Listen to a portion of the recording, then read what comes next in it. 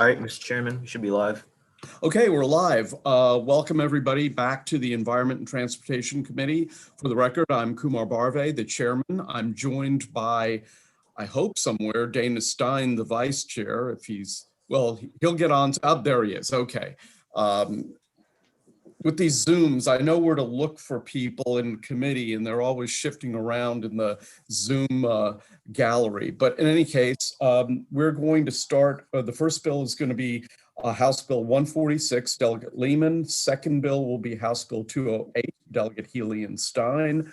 Third will be House Bill 21, Delegate Love. And the final bill of the afternoon, of the morning, will be House Bill 281, Delegate Chang. So with that, let's begin with House Bill 146, Delegate Lehman. Thank you. Good morning, Mr. Chair and members of the committee. I am here to request your support of House Bill 146, reauthorizing the state's Spay and Neuter Grant Fund. That fund was created by legislation in 2013, and it imposes a fee on commercial pet food, and that creates the grant fund that makes grants available to county animal shelters and nonprofit organizations that spay and neuter cats and dogs. So this has been a very successful law, but it will sunset in September of 2022. You might wonder why I'm bringing it now. Advocates reached out to me and said they didn't think it was wise to wait until the 2022 legislative session to consider changes to the law in the event that there was a failure to reach consensus. I concurred with that, and so I am bringing this bill now to give us time to get it right. So again, the purpose of the law is to fund spay and neuter services, specifically to reduce animal shelter overpopulations. That is still a big problem in the state, and euthanasia rates, which I will speak to in a few minutes. They're still disturbingly high. So as drafted, the bill is proposing an increase in the $100 fee, which right now is per pet food per product license. And that fee would increase to $150 over a 5-year period. So it would start out as being $125 the first year, increasing to $150 over 5 years. It would also extend the life of the law for another 10 years. Now, so what is the need for increased funding? Well, between 2017 and 2020, these are Maryland Department of Ag statistics, $3.4 million was awarded for spay and neutering programs, but that was just 60% of the amount requested by counties and nonprofits. The pet food industry has expressed concern in conversations with me that the program holds over, they think, year to year more money than it needs to, about 20% or possibly slightly more of what it takes in through that licensing fee. That seems to exceed the cost of actually administering this program. Now, the program has resulted in the spay and neuter of 65,216 dogs and cats. But, and that is a good statistic, but Maryland still is euthanizing what I think is a staggering number of animals. The department provided me these statistics. It will make you blanch. Between 2014 and 2019, our shelters statewide took in 86,384 dogs, 146,859 cats. And of those, we euthanized 22,287 dogs and 75,061 cats. Mr. Chairman and committee members, I know that many of you are pet owners and you are animal lovers, and I think you would agree that this is a travesty. We must do better, and the answer is spaying and neutering.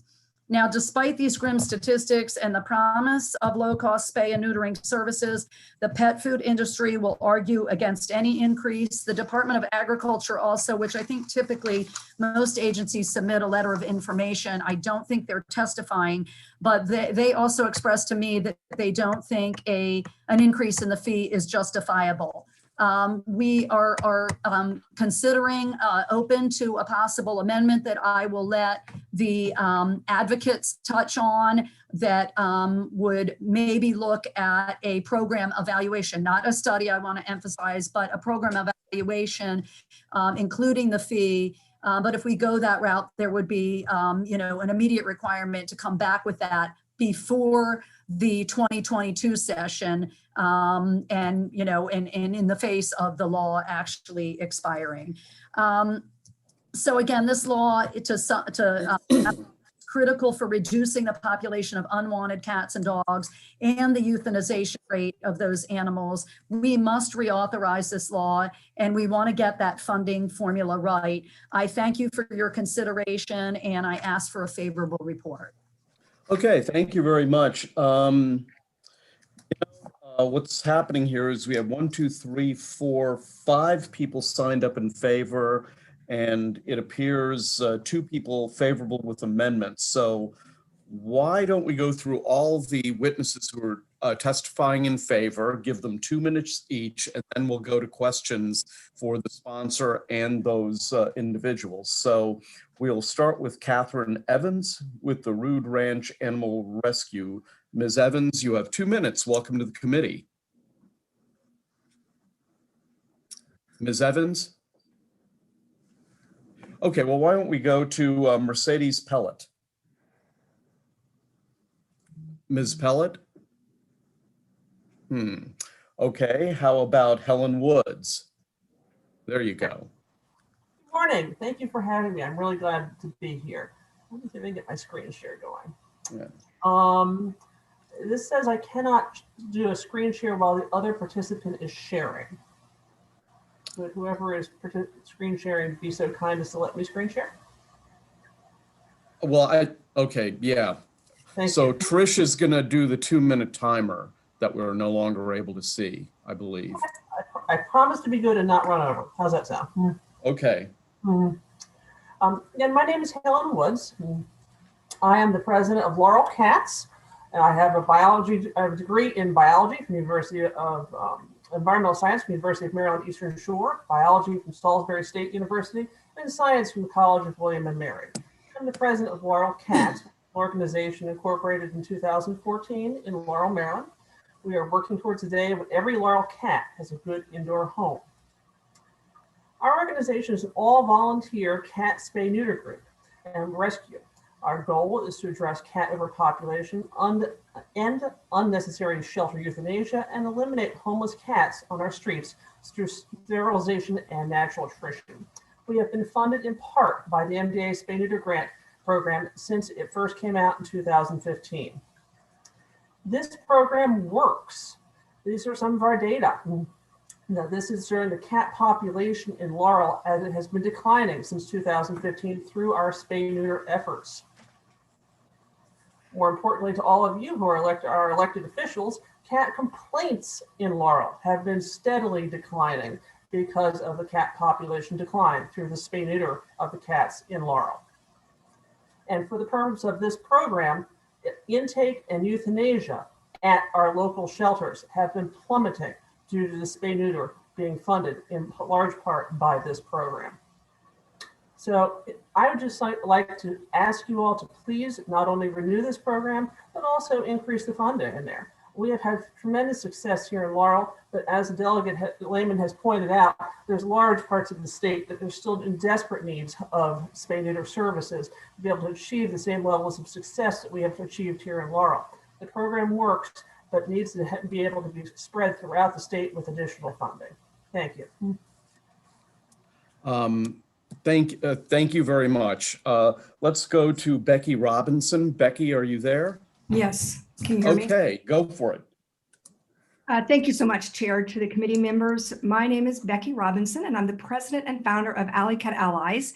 We have been active in Maryland for 30 years, and our headquarters is in Maryland, and we work all over the country and the world. We have helped shelters and veterinarians launch spay and neuter and vaccination programs in your state for all of these years, for 31 years. We're often known as the global engine of change for cats, and we have 35,000 supporters in Maryland. Of course, we strongly support AB 146, and we ask you to vote in favor of it.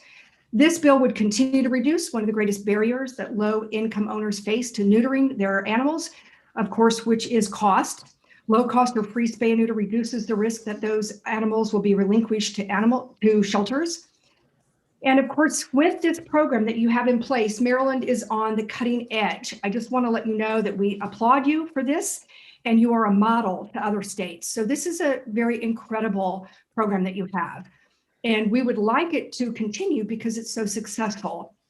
And of course, increasing the funds from the fees that would be paid from the pet food industry would increase the number of animals who could be spayed and neutered, which is, of course, as we've just heard from Delegate Lehman, is in great need. There's probably double the number of animals that have been identified that could benefit from your program if it was increased. Sterilization is the linchpin that makes possible the bigger goals of public health, animal protection, and of course, believe it or not, humane education. And sterilization is the most effective non-lethal animal population management tool that we all have at our disposal today. Animal shelters throughout Maryland have often, I just have a few seconds left. We ask that you vote in favor of this bill. Thank you so much. Thank you. Let me go back and see if Catherine Evans has joined us. Catherine, are you there? How about Mercedes Pellet? You'll have to unmute yourself. You still need to unmute yourself. It's a button on the lower left. Okay, there we go. Well, I am Mercedes Pellet, and I work with Heart for Animals as the development director. Our organization joined the Maryland Spay and Neuter program in 2015, and we call the program Lifesaver. We are an animal rescue organization that spends a lot of time and has spent the last 17 years saving animal lives. When we first began, most of the animals arriving at the county shelter had to be euthanized. That was about 1,200 animals per year. Since then, Heart has saved the lives of 11,500 animals. And we use the Lifesaver program as an important component of saving those animal lives because we use it to help our low-income residents to get the money to spay and neuter their pets. When we began, a lot of the owners had barn cats, which bred and created full-fledged colonies within a year. That, thanks to the Maryland program, we have been able to stop, to actually call the people and have them come to us to get the no-cost spay and neuter. It has already been mentioned, but we are actually fully aware that one female dog and her female offspring can produce 500 puppies in 7 years. One female cat and her female offspring will produce 5,000 kittens in 7 years. And in Western Maryland, we have a problem. My time is running. We have 14% of the population lives below the poverty line. We need this program. Please support it. Thank you. Thank you very much. I have to tell you, being chair of this committee for 7 years, I've never heard the statistics of one female dog and one female cat producing so many offspring in 7 years. That was, I have to say, that was the money shot of testimony so far. Thank you. Okay, is Catherine Evans joining us yet? If not, we'll proceed to questions from the committee. The first question will go, I believe, to, hold on. Oh boy, I want to get the order correct. Okay, the first question goes to Delegate Otto, then Delegate, no, I'm sorry, Delegate Jacobs is first, then Delegate Otto, then Delegate Boyce in that order. Okay, Charles. good morning. I mean, Jay, sorry. Delegate Lehman. Noticed that in a lot of the testimony today, they were talking about the increase in fees that strike the language out of the bill. And in talking with the Department of Agriculture, they indicated that there was that increase is not warranted as well. So that's one point that I wanted to make that's concerning to me. And the other thing is, scanned this bill and I don't notice, and hopefully you can answer me on this. Does Chewy.com have to pay this fee? I'm sorry, Delegate Jacobs, I was writing down your first question about an increase not being warranted. I did call attention to that fact that, normally agencies provide a letter of information. There was not a good explanation given to me, I don't think, of why the Department of Ag does not believe that any increase is warranted at all. I don't think that is surprising, should be surprising to anyone coming from the pet food industry. But what was your second, the second question about who's paying in? Let me first follow up and say there were several that submitted letters of testimony that were striking the language of the fee increases.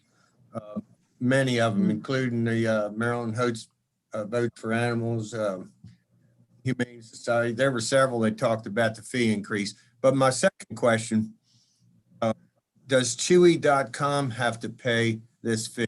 Because I can tell you, Chewy.com has had a huge impact on feed businesses in the state of Maryland, and I'm just wondering. Chewy.com. Okay. I don't know the answer to that. I can certainly follow up with you. I don't know. I saw a number of how many total companies pay in. It's a few hundred. I do know the pet food industry representative I have been speaking with only actually represents a fraction of those, about 25 companies. But I don't know what all the companies are that are paying in or not. But I will follow up with you. Well, I give you my word. Let me suggest we can have staff counsel find out what the law is as it applies to internet suppliers of pet food. So we can have our staff find out that. Right. Well, Thank you, Mr. Chairman. They sell in Maryland, and I remember when this bill first passed, we had a lot of discussion on it, and I talked with a big feed sales company in my district that has lost more than 25% of their business to Chewy.com, and that's the reason why I want to know, is Chewy.com paying into this fee? We'll find out. We'll find out for you. So it's a real important issue. Thank you. Okay, yeah, that is an important thing to know. Next question goes to Delegate Otto. Thank you, Mr. Chairman. I was involved in I spent, I think, 6 trips to Annapolis during the interim when this bill came about. And we came to this funding mechanism with the license fees. And I'm concerned, are we raising it? I mean, we were trying to be modest and not, put a burden upon the people that are licensing these feeds. What does this bill do? It looked like it was increasing it to me substantially. Delegate Otto, so in my conversations with both the Department of Agriculture and the one pet food industry representative, I pointed out that this law, when it sunsets, will be 9 years old. Some of you in this committee, I imagine, were around for the conversations. Delegate Haley probably was, and a handful of others. This is, Maryland, as you heard from the advocates, is kind of trailblazing in this way with this fee. But if we reauthorize this law for another 10 years, it at the same rate, at the $100 per pet food license label, it would be almost 20 years of the fee set at the same rate. And I don't think that's appropriate. And you heard the well, there was 400 in some years that there was no fee. Right, but there is one now, and you're hearing from the advocates. You're hearing from the advocates why it works so well, including probably especially in low-income areas. Western Maryland and the Eastern Shore are great examples where a lot of pet owners cannot afford the cost of spay and neutering their animals, which is why this law is so critical. So it does raise the fee substantially. presume? It looked like it went from $100 to $150 in 2025. Right, that is over 5 years to the maximum Yeah, amount. and it 150, extends, yes. and it extends the sunset out to 19 years or something like that, some tremendous. Another 10 years. So the law sunsetted after 9 years, and it would extend it another 10. Well, could we consider an amendment for 5 years and a constant fee? Well, I- that sounds like a question for the subcommittee. So, Okay, well, we'll talk I agree. about it. Thank you, Mr. Chairman. Thank okay. you. Next question goes to Delegate Boyce, then Gilchrist, then Healy in that order. And Mr. Vice Chair, you have it. Thank you so much, Mr. Chairman and Mr. Chairman. So I have a lot of questions. So I want to first and foremost say I fully understand this. If anybody is friends with me on Facebook, you know that I just gave away 5 kittens during the pandemic because, and I see Delegate Wells laughing, because they end up in my backyard. But this is not the first time they've ended up in my backyard. The year before, there was some cats in my backyard. The year before that, there were a couple more, and I can go on the 17-year history of being in my house of stray cats and babies. So I want to start by saying, even as somebody who can find resources, I don't know or understand all of these processes. So I kind of want to speak to the whole low income folks. I think it's more of an educational. I mean, it is expensive. And it is also, I think, unknown about, especially the statistic, I forget when the witness told about the number of kittens and puppies that dogs and cats can put out in a certain amount of time. So I kind of wanted to speak to, one, where's potential for some education, because I certainly support the extension of this sunset. So I want to figure out where's the education to help kind of teach people more about, stray cats and, unfortunately for the dog industry, for those who breed. Unfortunately, they breed, and which is why we have so many puppies. The fact that people don't really know how to take care of pets. The fact that people tend to, we've seen this before, Delegate Lehman, with your bill regarding keeping dogs out in the cold. There are just some people who want pets, but really don't understand, unfortunately, how to take care of pets. And, I can be first off in saying that having to manage those kittens in that amount of time to find them homes was stressful. And I'll send Delegate Lehman a video later on today, just how stressful it was. But it was certainly, rewarding because they have homes, but now it's somebody else's responsibility to then, when they get of age, to have them spayed and neutered. So I wanted to just talk about the education piece and just talk about what is the true amount, if anybody knows, and if this was in the information, please point me to it. What is actually the true amount to manage the program as it stands now across the state? I can tell you, I have a very good friend who calls herself the cat lady, but more often than not has to do a lot of the work to kind of to have, a stray cat neutered and back. And I just think that's a lot for the community. So on one hand, I would support an increase, but on the other hand, I'd like to know what is actually the true cost to manage this type of spay and neuter program, and whether or not that cost matches the increase we're asking for. Thank you, Delegate Boyce. I think you raise excellent points about owner education. And I would just say, I know, having adopted a dog from the Prince George's Animal Shelter, I thought we were well informed about the responsibilities of pet ownership, and it was an actual requirement that, before we could have that dog, that the county pay, they built it into the fee, the spay and neutering.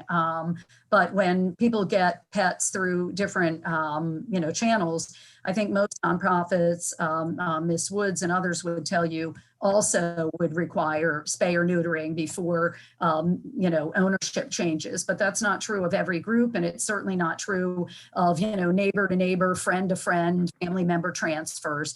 So that's a challenge. Your other point in your question is very well taken about what is the real cost of administering this program. That is not entirely clear, except that the agency keeps about 20% of what it takes in. Again, the comment from the pet food industry to me was, we think that holdover year to year is not justifiable. It cannot entirely explain staff costs. There is a spay neuter board that reviews the grant applications. My understanding is that is a voluntary board, although, it's staffed. Somebody at the agency, I guess, runs those meetings and works with that volunteer board to vet the grant application. So again, I will follow up, work with committee staff to follow up to get a better sense of what the overhead costs are for the Department of Agriculture to administer this. And thank you so much. And I'll send you my video later. Please do. Thank you. Okay, next question goes to Delegate Gilchrist. Thank you, Mr. Chairman. So, I remember when we did this program originally. So the groups that actually get the grants are who? I'm sorry, you broke up a little bit, Delegate Gilchrist. What was the last part of your question? The Department of Agriculture gives the grants to who? I mean, who are the eligible grant recipients? Okay, so my understanding is it's county shelters and nonprofit organizations like Laurel Cats, like Alley Cat Allies, who you heard from, Rude Ranch, who I'm not sure what happened with our witness from there, but organizations all over the state apply, and it's nonprofits and county shelters. The Department of Agriculture refers to the shelters as their participating shelter partners. So those are recipients. Do some counties run it themselves and some counties have nonprofits run the main shelter? I think it is both. And I think in most counties it's both, although there might be maybe in some of the smaller counties where they're relying on the community nonprofits to do it. So it's safe to say that every county in the state is receiving these grants? Yes. And the numbers are a little bit misleading in the sense of, for example, in I think 2020, it looks on paper, if you look at the number of applications for grant money versus those that are funded, it looks great. It's like 36 out of 40 applications, for example, get funded, except that a lot of them get funded at a fraction of the amount they requested. So you can't just at a glance say, oh, they're giving almost every applicant money. That's not true. And a lot of those who receive the grants are repeat organizations and counties, but they never, from what I can tell, they almost never get the full amount of funding that they request. In a typical year, I've seen statistics for the Department of Agriculture provided me 5 years worth of data, 2016 to 2020, and typically across those 5 years, about $1.45 million is requested by applicant organizations, and about 840,000-ish actually gets awarded. So you can do that math. I think it's less than 60% roughly. So the counties that do this, do we know how much they support these programs? Do they put in more than the state, less than the state? The counties are fully supportive. I have not heard from one county that, has issues with the program. I think, they would obviously welcome more funding, and what they don't get through these grant programs, they, I guess, go to their respective county governments and ask for general fund revenues. And they also do, in the process of adopting out animals, they recover a very little bit, not anything close to the amount of the actual cost of spaying and neutering, but that is built into the adoption fee.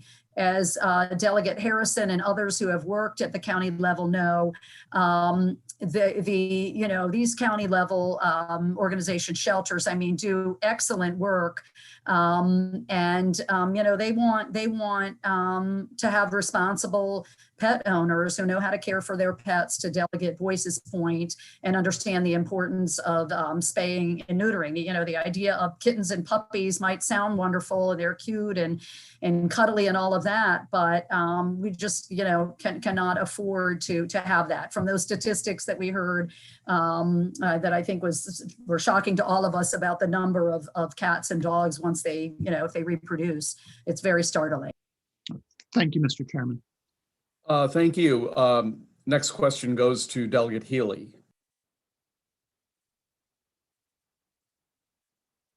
And you need to. Got it.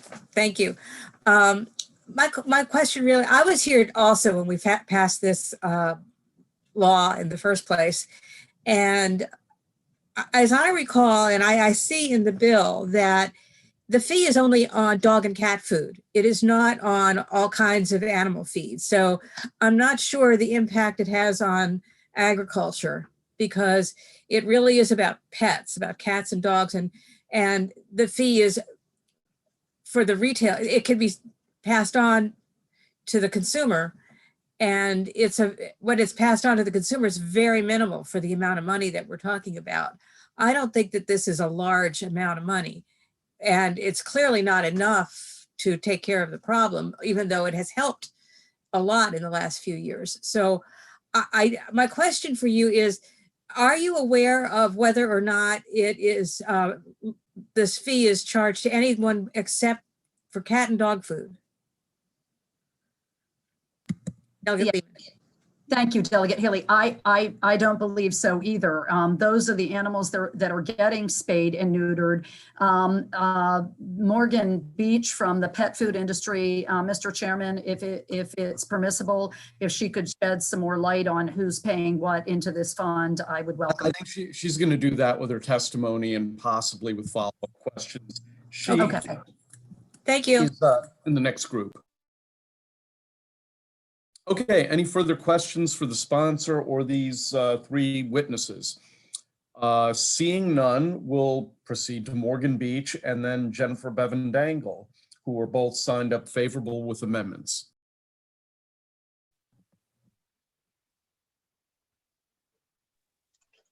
Morgan? Thank you. Chairman Barbay, Vice Chairman Stein, and members of the committee, thank you for the opportunity to speak with you today. I am Morgan Beach, representing the Pet Food Institute, the voice of cat and dog food manufacturers.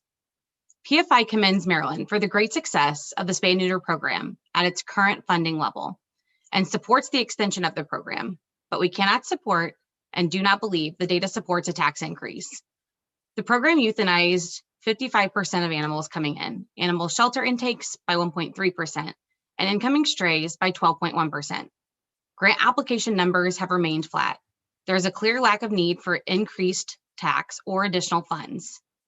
From FY15 to FY 2019, the fund collected 20% more than it expended, approximately $800,000. Income was $4.4 million, while $3.6 million in grants were provided.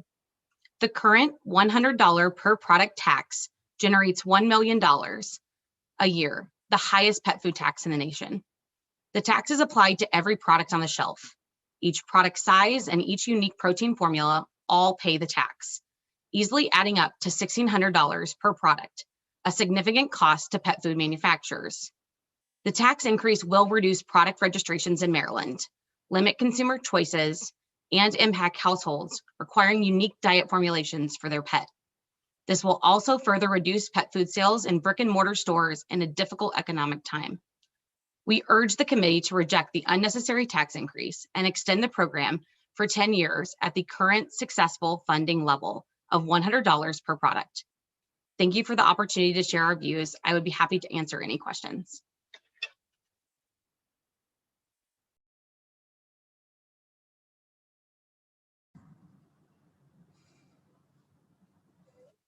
For some reason, my space doesn't unmute me. Is Jennifer Bevan-Dangle there? There you go, Jennifer. Yes, and I apologize if there's a bit of wind behind me. My name is Jennifer Bevan-Dangle, and I'm the Maryland State Director for the Humane Society of the United States. You also have written testimony from our shelter partners, the Professional Animal Workers of Maryland, as well as Maryland Votes for Animals. All of our organizations are in overwhelmingly strong support of this legislation and the renewal of this program. You've heard more eloquent testimony than I can provide on just how life-changing this program is. And we just want to reiterate our thanks to the committee for your foresightfulness. This truly is a national model. We're also incredibly grateful that the program is being discussed now and that we're not waiting to the last minute to have a conversation about renewing it, because it is so critical to the life-saving work of spaying and neutering our dogs and cats. Our organizations are also in full support of a fee increase, and I do want to be very clear on that. The initial program, when passed, had a phased-in increase. Costs go up over time, inflation occurs over time, and this committee looking at those fees and evaluating them is incredibly important. However, we are concerned that the fees as proposed might not be optimized for the program. Our hope with these amendments, which requires the Department of Agriculture to study the issue, study unmet needs, and recommend an ideal fee structure. Our goal with these amendments is to come back to this committee with really good data to ensure that the fee increase that this committee passes will optimize the funding for this program. So with that, we thank you for your support, and we're happy to answer any questions. Okay, thank you very much, Jennifer. Questions for Morgan Beach and Jennifer Bevan-Dangle. Jim Gilchrist has a question. Thank you, Mr. Chairman. Morgan Beach, you represent the groups that make the dog and cat food? That would be correct, yes. And you have how many members? We represent 25 member companies. And what would like the smallest member be? We have a variety of members that would range from small local manufacturers in regional areas to larger brands. Some of those are privately held, some of those are publicly held, and some of them co-manufacture product as well.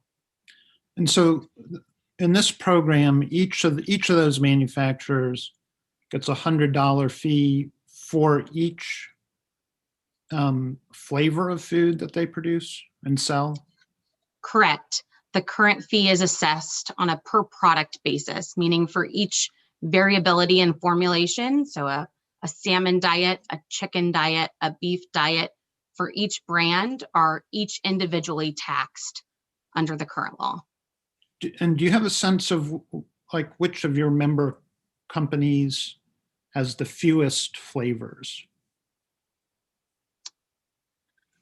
Well, most of our members provide a vast majority of variations in product for each of their individual brands. So each of our members would provide multiple formulation brands. For some of our smallest member companies, that's at 100 product differences. So 100 products times $100 fee estimation. So not an insignificant portion to each variability level of the tax. Mr. Chairman, thank you. Thank you. Is Jennifer still there? I have a question for her. Yes, sir. So here's the counter argument being made with respect to the fee. They're saying that only 80% of the fee is being used right now, so therefore it shouldn't be raised. What's your counter argument to that? If the delegates are concerned about the fee increase, look at our amendment. We do believe there are some unmet needs that should also be analyzed and addressed through the program. We anticipate as more counties begin to adopt community cat programs, especially on the feral side of the funding, that we will see an increased demand. Those feral cat colonies can be a very expensive proposition, but they're a very effective tool for community cat management. So we do think that as that management program expands and as more of our shelter partners across the state begin to really utilize this program, that we will see the demands on the program increase. We also know that costs increase over time. I go to the grocery store. We all know how costs change over time. And so this committee's foresightfulness in the initial staggered fee increase should be repeated as you look to renew this program in this second round. Okay, I have a question for Morgan Beach. Morgan, we're going to have staff look into this, of course, but do you have an answer to Delegate Jacobs' question about Chewy.com? To begin with, does Chewy.com provide pet food, and do they pay the fee? Thank you for the question. Pet food manufacturers register their products with the state chemist in order to sell their products in the state at retail locations. As far as online retailers, I'm not sure how they would register products that our members have not registered to sell in the state. Okay, it looks like a job for our legal counsel then. Thank you. All right, unless there are any other questions to the people signed up as favorable with amendments, I'll proceed to the opponent of the bill, Louise Calderwood of the American Feed Industry Association. Louise, are you with us? Yes, you are. Yeah. Welcome to the committee. You have 2 minutes. Very good. Thank you for your time today. While the American Feed Industry Association is in opposition to the fee increases proposed by House Bill 146, we certainly are in favor of the underlying tenet of the bill. Our members include feed and pet food manufacturers and supply companies that provide their products and services to those manufacturers. We greatly appreciate the efforts in Maryland to support access to low-cost spay and neuter services as an effective tool to reduce the number of pet euthanasias. And we heartily support the removal of the sunset provision of House Bill 146. We agree in principle with the intended goals of targeting spay-neuter support for pet owners of low-income communities and populations. We even support the existing funding for feral cats, animals that are not consuming the products produced by our members. However, we do not support the proposed increase in fees collected from pet food manufacturers. If the citizens of Maryland and their elected representatives feel the need to expand the spay-neuter program, then funding sources should be sought instead of applying more of a tax burden onto the pet food industry. Over the last 5 years, the fund approved 98 grants amounting to 57,000 procedures. It appears that the funds collected are approximately 20% more than what was awarded in grant funding, almost $800,000 over the 5-year period. We question this apparent overhead. We recognize the need for staffing and the need for public education, but $121,000 is a significant amount spent on program management for a project that administers fewer than 35 grants per year, especially as many recipients are repeats who most likely require less administrative support. Again, if the citizens of Maryland feel the need to expand the services of this, other funding sources should be sought. Currently, cat and dog food manufacturers pay 100% per product, diet, and product size. And that means a company that has only 6 products in 2 size packages pays $1,200 in taxes. Reducing options in product and package sizes will reduce options for the state of Maryland and may drive more sales to offline out-of-state services. Okay, thank you very much. Any questions for this witness? Delegate Healy. And you need to Go. Okay, I'm unmuted. Thank you. My question is about what the fee is. I know you said $100 per product, but what is that as a percentage of a $50 pound of dog food, for instance? Well, in the case of a 50-pound pound of dog food, that dog food could sell from anywhere from $27 per bag up to $80 to $100 per bag. So highly variable. And that brings up a very important point, is that as currently structured, the citizens of the state of Maryland have so many choices and options. The citizen who needs to pay only $27 for that 50-pound bag of dog food has good nutrition and an option there to pay for their pet's feed. However, when we consider that bag of dog food that sells for $27 is taxed at the same amount as a bag that sells for $80, it may be that I'm sorry, I'm trying to get a picture of what the actual burden on a consumer is, rather than on the manufacturer. How does that, what piece of it, if you have a large volume, $100 on a huge volume is very small amount of money. But I mean, very few manufacturers are only going to manufacture one bag of dog food. So I'm just trying to get a picture of industry-wide or in the state of Maryland, what percentage of the $27 you pay for a $50-pound bag of dog food is actually this fee? That will be minuscule. The concern. Okay, that was my answer. That was all I needed to know. Thank you. Yep. Any further questions for this witness? Okay, seeing none, that concludes the public hearing on House Bill, what was it? 146. We'll proceed to House Bill 208. Delegate Healy. Thank you, Mr. Chairman. House Bill 208 is revisiting the Pollinator Protection Act, which this committee was very helpful and actually was part of the landmark legislation we passed in 2016. But even though this was landmark legislation at the time, the marketplace has changed in the last 5 years. And so this bill is before us.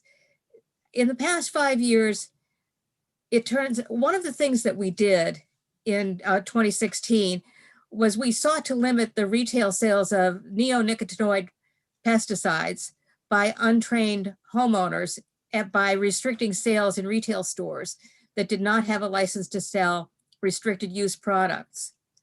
Farm stores and other stores with restricted use licenses could sell the products to their farmer and trained applicator customers as usual. But as a result of what's happened in the last few years, we know that quite a few retailers have gone out and secured those licenses that for restricted use of certain pesticides. And as a result, we know that the neonics are available on shelves everywhere, right next to other pesticides, with no information that they are unlawful. And so House Bill 208 proposes a simple fix by restricting the sale to farmers and licensed applicators and requiring the products to be kept out of the reach of the general public. To ensure compliance, it will require a store employee to obtain the product for the consumer, and we believe this reform will restore the original spirit and intent of the Pollinator Protection Act of 2016. There is a panel that we've put together to address these issues. My panel includes Eric Galley, who's a contract lobbyist for the Maryland Pesticide Education Network, Bonnie Raindrop, a grassroots organizer for Spark Pesticides Coalition, and Dr. Hartmut Dubel, an assistant professor of biology at George Washington University, and Steve McDaniel, a beekeeper, a master beekeeper since 1994. And I'm happy to answer any questions, but I'd probably after you hear from the panel. One last thing. I know some members were not here in 2016.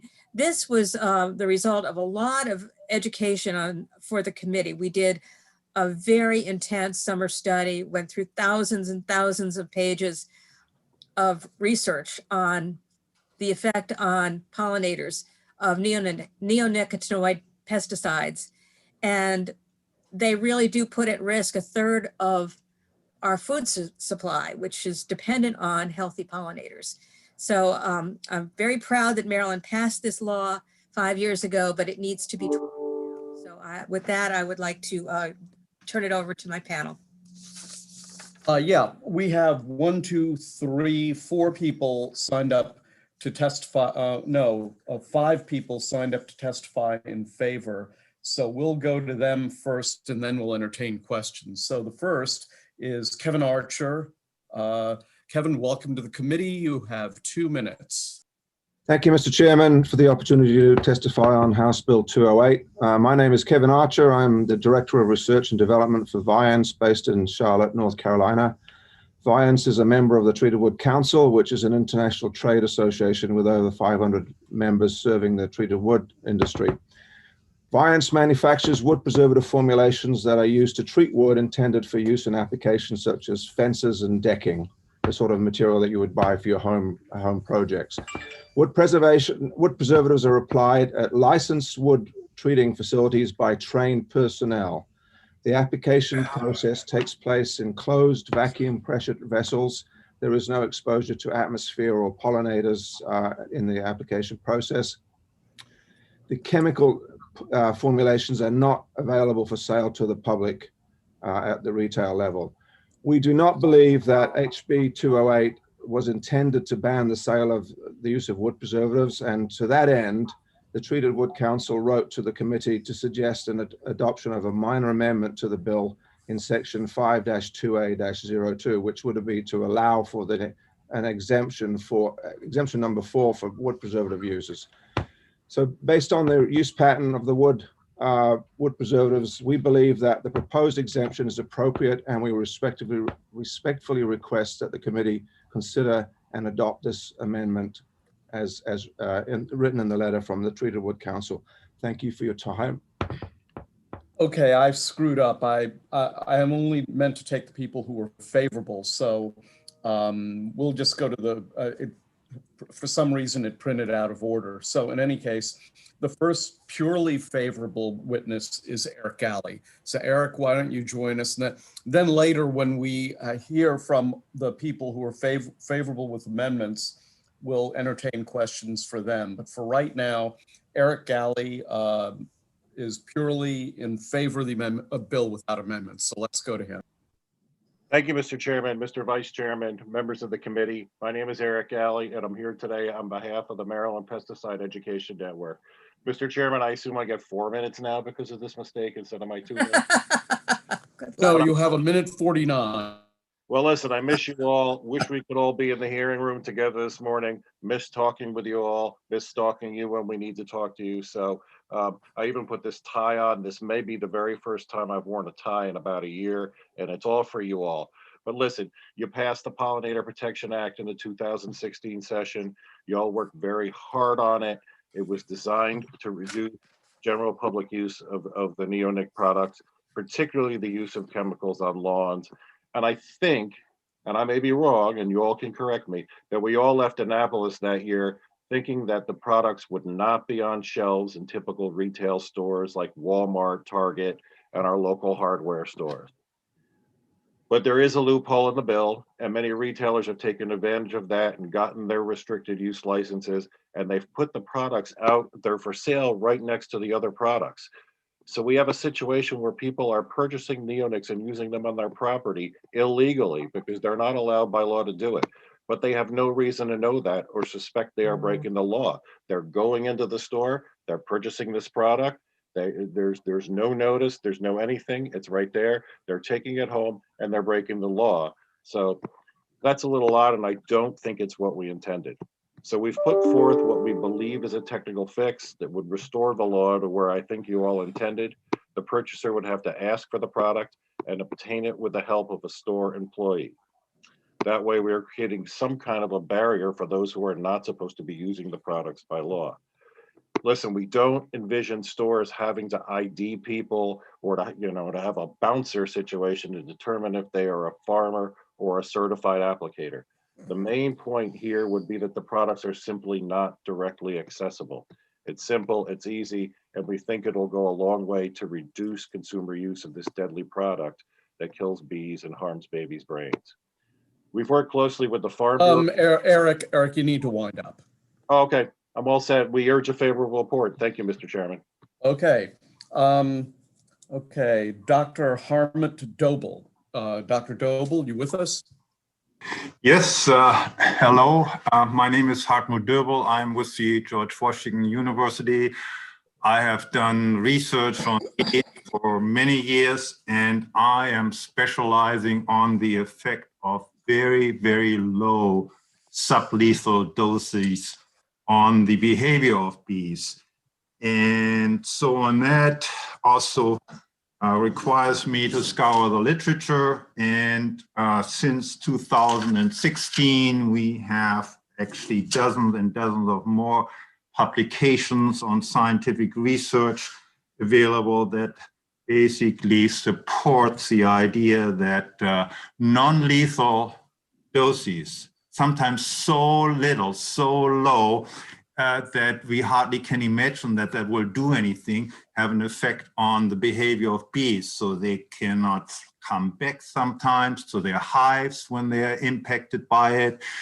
When they are, kind of in the hive, we have research that shows that their sleeping behavior and circadian rhythm is impacted on it, and thus the hive does not function the normal way anymore.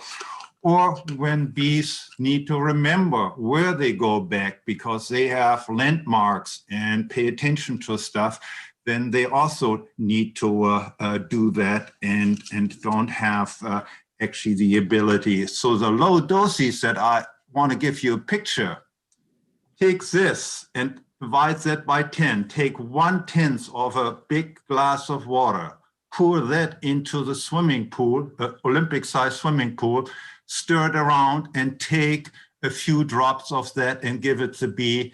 Then you are still measuring these impacts. It's just totally mind-boggling. I had to come up with this analogy just to show you how that works. You could wind up your testimony. Yeah, and so, and then ultimately, we have then also all these detection methods available to show. Yeah, I'm afraid you're going to have to conclude your testimony. Okay, thank you very much. Next, Bonnie Raindrop. Bonnie, are you with us? I am. Can you hear me? Yes, I can. Can you see me? Okay. I can hear you. That's good. Okay, great. Good morning. My name is Bonnie Raindrop, and I'm the outreach coordinator for the 108 organizations and businesses that are the Smart on Pesticides Coalition. After the law went into effect in 2018, beekeepers were finding neonic-containing consumer garden products in some stores. So in 2018 and 19, volunteers spot checked roughly 100 big box, hardware, and garden stores to monitor if neonics were still being sold to consumers, and they were. We found 25% or more still carried illegal consumer garden products. We didn't check in 2020 because of COVID. Maryland Department of Agriculture's current interpretation of unclear language in the law is allowing more than 100 restricted use pesticide retailers to sell neonic-containing products to consumers. This includes 39 Target stores where the products are clearly for consumer use. Target sells bio-advanced in small aerosol cans, which aren't being used by certified applicators or farmers.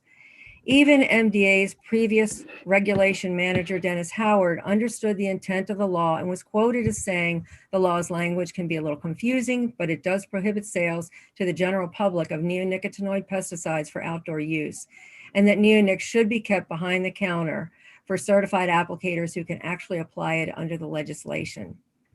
Now more than ever, we can't afford to weaken pollinator protections in Maryland. The Bee Informed Partnership tracks bee losses. Their last survey of 2019-2020 found the second highest bee losses nationally at 44%. And Maryland's not far behind with 39.5% bee losses. Summer losses were the highest ever at 32%. And summer is the time when bees should thrive. And the only reason that they're not is because they're being poisoned. HB 208 provides a simple fix to end all consumer sales of neonicotinoids as the law intended. And we ask that you give a favorable report to HB 208. Thank you. Thank you very much. Is Stephen McDaniel with us? You're next. Mr. McDaniel? Yes, I am. I just had to unmute. Okay, great. Go for it. You have 2 minutes. Welcome to the committee. Chairman Barbie, thank you. My name is Steve McDaniel. I have a degree in chemistry from Harvard University. And if you were here in 2016, stop me if you've heard this. I'm a master beekeeper and I cannot keep my bees alive. You heard that then? It's the same situation now. We thought the Pollinator Protection Act would stop these bee deaths, but it has only slowed them down a little bit. I'm far from alone because many other beekeepers, perhaps most, are having the same problem. In my case, all of the bees in my main apiary died at the first cold snap last winter, 14 colonies dead to the last bee. The cost of this loss is not just heartbreak, but also money. I can figure on a colony producing about $1,500 worth of honey and other hive products every year. That's $21,000 from 14 hives just last year, some $160,000 that I've lost over the last 8 years. And other Maryland beekeepers have lost untold millions of dollars going back to 2012. According to the U.S. Department of Agriculture, the pollination value of bees is 50 times the amount of the value of the honey. So that is a major problem. Sadly, I'm not alone. My submitted testimony is on behalf of the 225 beekeepers that have signed on to it. A sample survey found 40% of the hives were lost last year. Beekeepers tend to blame themselves. I must have done something wrong. I should have treated for varroa mites and so on, but it isn't their fault. I did everything right and my bees still died. I can control what the bees need, but I can't control the environment, some 8,000 acres that the bees forage in the 2-mile radius around the hive. In this case, now that is probably a death trap because most of the flowers out there are poison.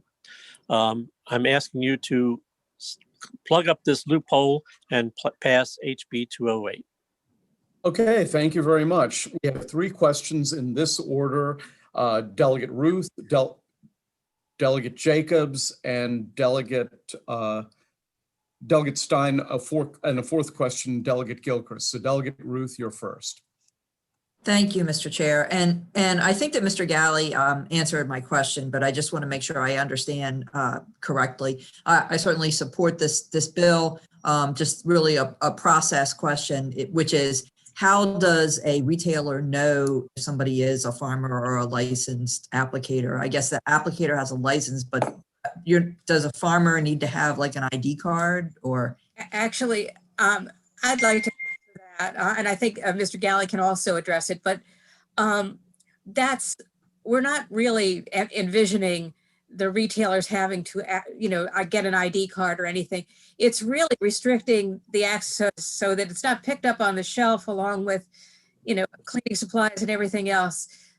We found out that, if somebody's having a garden party and they want to spray their patio, and consumer who's uneducated and will overdo it. Something that needs a teaspoon, they will use a gallon. And so it's, that's why we want it restricted. And it's really to protect the other alternative, which we discussed in the run up to the original bill, was to keep them separate and put a big label on them. But the retailers definitely did not want that. So this is something where it's more, they just have to ask. And if they say they're a farmer, nobody will question it. It's just a question of, taking the convenience element out of breaking the law. Thank you. Okay, it looks like Delegate Jacobs put his hand down. Jay, did you still want to ask a question? Yes, sir, Mr. Chairman. I only did that so I wouldn't annoy you. You succeeded. All right. Delegate Healy, I think I understand the point of the bill. But on page 3, starting on line 13, it says, you know, January 1st, 2018, a person may not use neonicotinoid pesticide unless the person is, and then it goes on, certified applicator, yada, yada.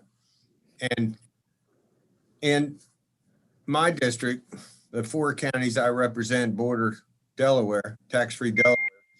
And, you know, a lot of people go across the border and pick up their products over at Home Depot and whatnot in Delaware and come back over to Maryland where, you know, the laws are different.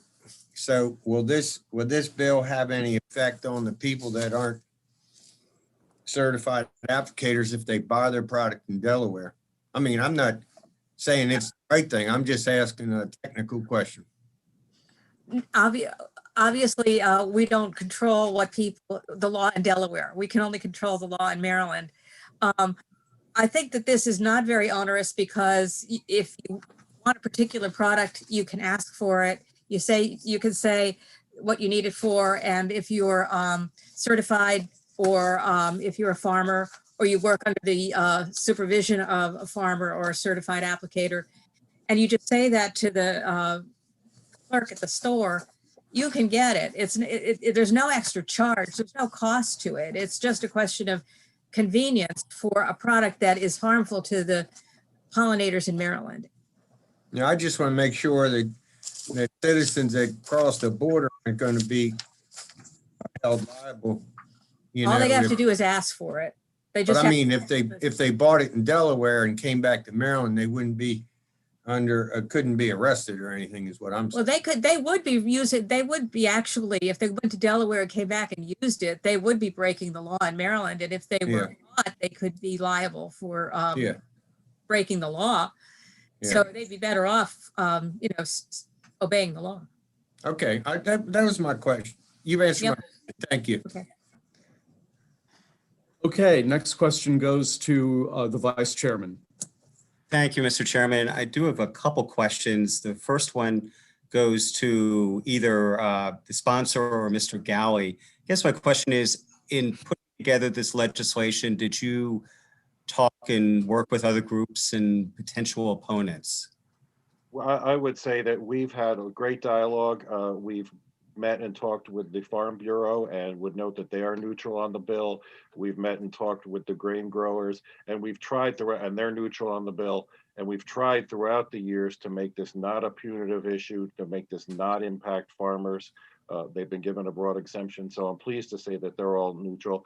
And we've had great discussions with the retailers that they're on, so they can express their own views. But I think they've been very productive, and we're looking forward to working with them and everybody else. We really look at this as the technical fix, and we want everybody to be happy. Okay, thank you. And my second question is for Ms. Raindrop. How many stores did you actually check on with respect to their sales? Yeah, we checked on a small sample of stores, roughly 100. It was 50 in 2018 and 41 in 2019. And in the 2018, 25% carried the illegal products for consumers, and in 2019, 27% were carrying those products. But we think it's reflective of the much larger population of hundreds and hundreds of stores in Maryland. And it's likely that many, many others are still continuing to use this loophole to sell it to folks for whom it's illegal for them to use the products. Okay, thank you very much. Okay, Delegate Gilchrist. Thank you, Mr. Chairman. So the bill we did 2 years ago said you can't use this unless you're a farmer and a couple other categories. And now this bill is saying you can't buy it.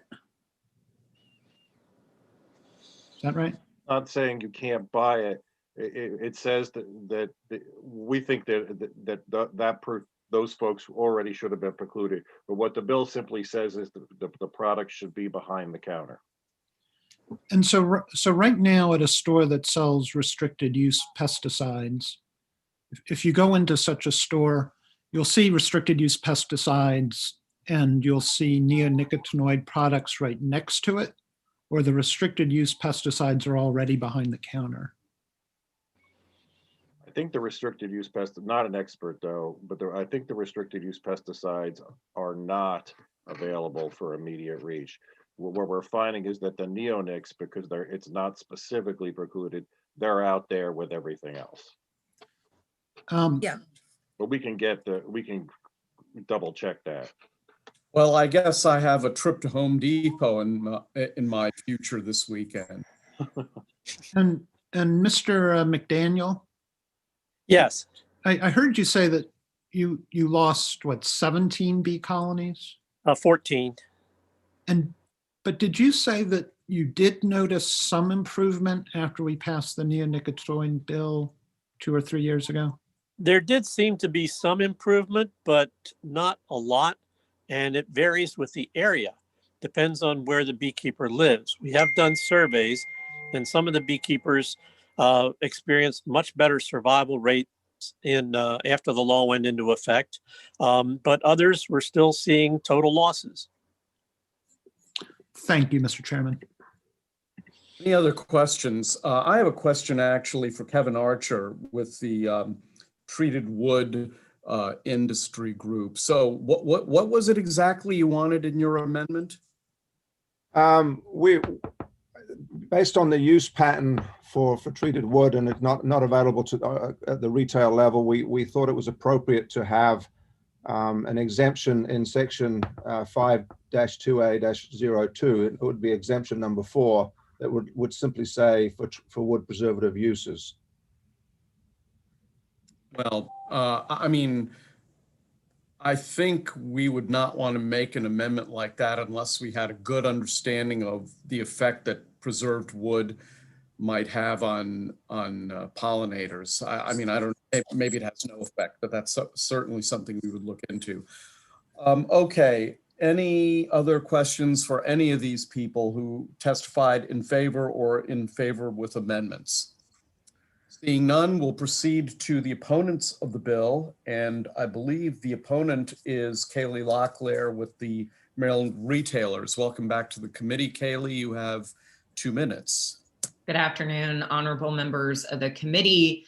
And it's interesting because I'm signed up as opposed, but I don't think we're actually opposed so much as we're just looking for a couple of hopefully easy and clarifying amendments. I did reach out to the sponsor. Mr. Galley referenced it earlier. I've had a couple conversations with him. Actually, on Kevin's issue, our industry was also kind of thinking about the bill as well. So on page 2, line 24, there are a lot of wood products, Mr. Chairman, that are actually treated with neonicotinoids.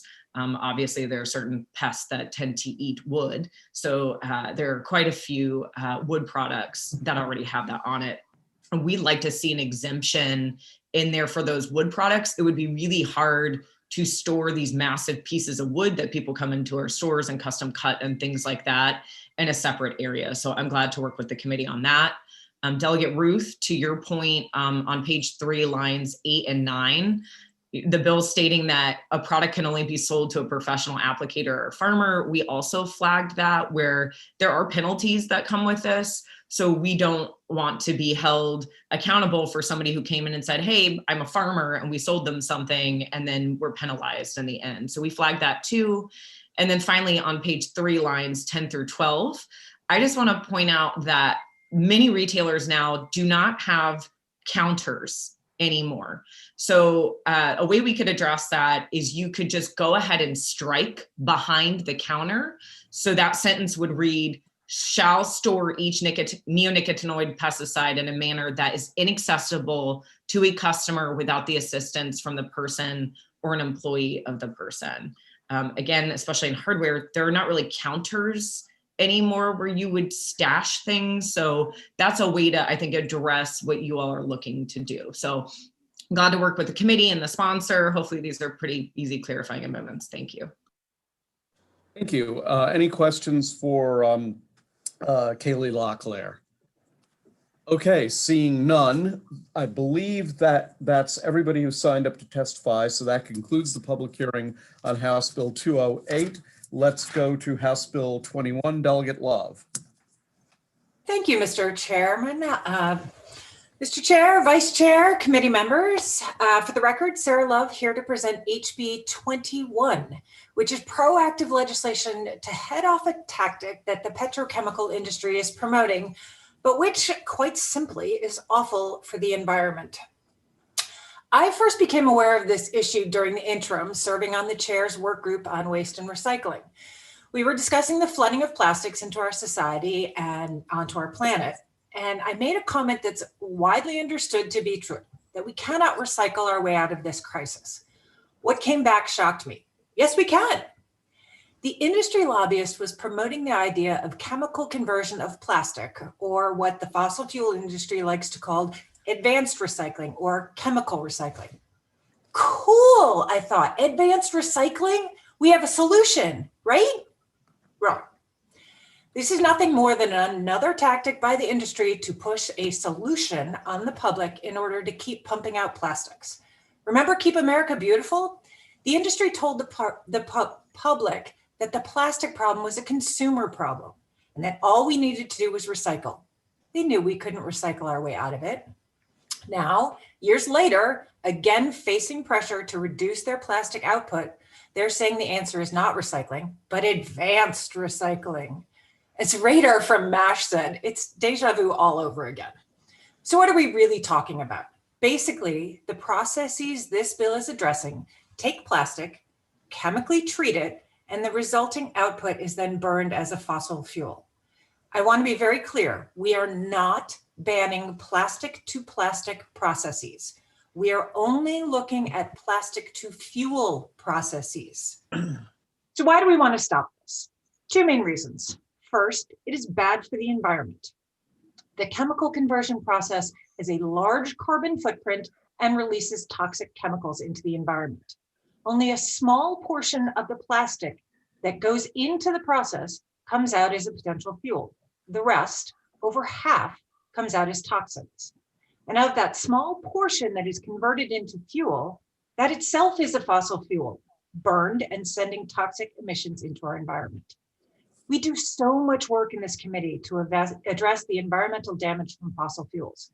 We have electric vehicle goals. We incentivize the purchase of electric vehicles. The state itself has bold climate goals, but we won't meet those goals and move away from fossil fuels if we allow these facilities in our state. We will be moving towards fossil fuels. Second, chemical conversion just pushes for more production of plastic.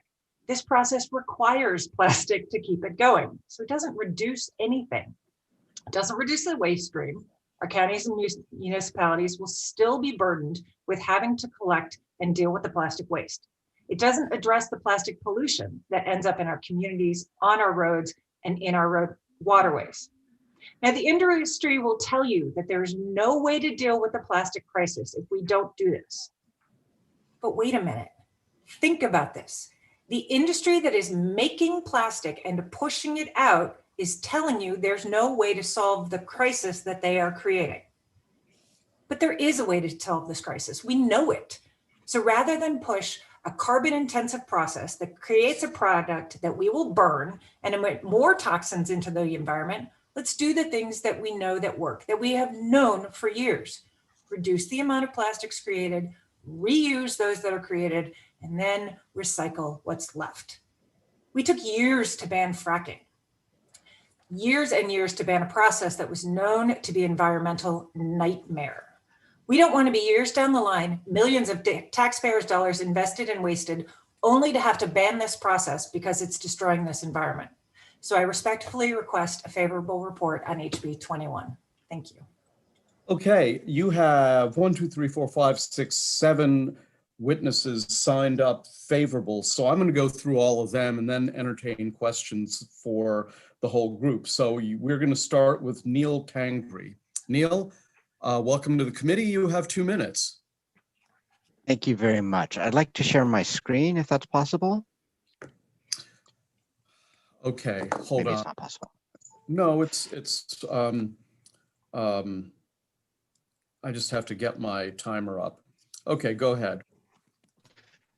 Okay, hopefully You can see my slides here. And I'd like to thank the committee and Chairman Badre for this opportunity to speak. My name is Neil Tongri. I'm the Science and Policy Director at Gaia. We are a global network of more than 800 organizations working toward a toxic-free, just future. As advocates for zero waste, we're always really excited by the prospect of new recycling techniques and technologies. So we've been doing a deep technical dive into chemical recycling, and we published a few new technical reports. I'm just going to give you the highlights here. As you all know, plastic recycling rates are very low, between 2 and 8%. Although mechanical recycling has its challenges, the primary problem is economics. Collecting, sorting, and cleaning plastic is expensive. Virgin plastic is extremely cheap. Industry proposes that chemical recycling can solve these issues. Our research indicates that it cannot. Chemical recycling does not work well on mixed plastics. Instead, it competes with mechanical recycling for clean, sorted single polymer materials. Chemical recycling is very energy intensive, which then also translates into high costs. It's carbon intensive. It emits almost 9 pounds of carbon dioxide to produce 1 pound of monomer. It's extremely inefficient. More than 60% of the plastic mass is lost in processing. That means it's primarily turning plastic into carbon dioxide instead of anything useful, even fuel. And it still has troubles with the additives and contaminants that bedevil mechanical recycling. At the end of all that, it has to compete with extremely cheap virgin plastic. This is why of the 37 facilities announced in the United States since 2000, only 3 are operational and none turn plastic back into plastic at a commercial scale. As Elegant Love said, this is primarily a Trojan horse for plastic to fuel. In my opinion, chemical recycling is a distraction. In the 20 years I've been working in waste management industry, always has I'm going to have to shiny ask technology. you. I'm going to have to ask Sorry. you to wrap up your testimony. Sure.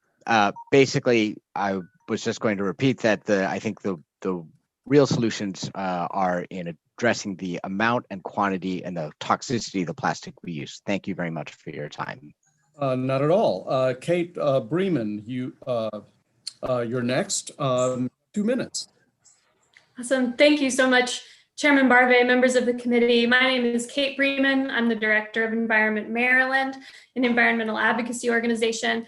First, I just want to thank you all for making this virtual session possible. I know that grappling with such big issues while staring at these little Zoom squares isn't easy, and I thank you for your work during these difficult times. I just want to again clarify what the delegate said about HB 21, which is that this bill bans the chemical conversion of plastic to fuel. I imagine you're going to hear quite a lot about plastic to plastic, but this bill impacts the conversion of plastic into fossil fuel. So with that understanding, I want to talk to you about why I'm so passionate about this issue. This summer, much of our country burned in rampant wildfires. Los Angeles hit 121 degrees, and in Maryland, we see major floods in Baltimore City, Howard County, and across the state, heat waves and sea level rise threaten our communities. The fight for our climate looms large, and the need to stop burning fossil fuels and transition current infrastructure to renewable sources is urgent. So investing in new fossil fuel infrastructure would be devastating to our state's climate, and Maryland's bold goals to tackle climate change would be undermined by allowing plastic to fuel technology to take root in our state. In addition, building this technology will make it much more difficult to meaningfully address plastic pollution with real solutions. We are seeing consumers shift away from plastic use, and governments across the world continue to ban single-use plastic. Chemical recycling is an attempt to save the plastic industry, not to save the planet. This is a false solution to a problem for which we have many real and possible solutions. The same industries that created this impossible to recycle waste are now here telling us that we have a plastic problem that can only be fixed through this new technology. The narrowly defined process in this bill is simply not the solution. This is an opportunity to place planet over profit and really make it clear that Maryland won't take a step backward. Thank you so much, and I urge you to vote favorably. Thank you very much. And before I recognize Patricia Hershey, a majority of the committee is committed to fighting climate change and understands what it is. Please don't consume your 2 minutes telling us why global climate change is bad. Please just focus on the bill before us. Thank you. And with that, Patricia Hershey. Yes, good day, Chairman Barbet, Vice Chair Stein, and members of the committee. My name is Pat Hersey, founder of Less Plastic, Please. Thank you for the opportunity to testify in favor of HB 21. We have been hoodwinked. Pollution from plastic waste is now of epidemic proportions, with an estimated 100 million tons of plastic now in our oceans. Here is the inconvenient truth. There is no way to reduce plastic waste without reducing plastic production.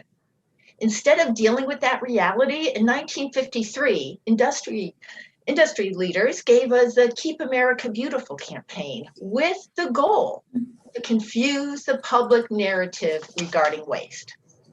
The plastic industry brilliantly deflected the focus onto the consumer, allowing plastic production to continue to flow literally everywhere. Microplastics are now even found in the placentas of unborn babies, all so the industry could turn a profit. Then Big Oil tried selling recycling as a magical panacea. They knew it didn't work, but selling recycling sold plastic. China's national sword policy exposed the fact that the US used to send 7 million tons of plastic trash to China every year. Instead of acknowledging the truth, the industry gave us chemical recycling. Chemical recycling is just the next scheme to keep consumers lulled into complacency, the next guilt eraser. As they say, fool me once, but we cannot afford to be fooled again. Downstream solutions are not solutions, they're excuses. The solution is upstream initiatives. I urge you to vote favorably for HB 21. Thank you. Thank you very much. Next witness is Alex Cole. Alex, are you with us? Welcome to the committee, and please begin. I don't believe he's here, Mr. Chair.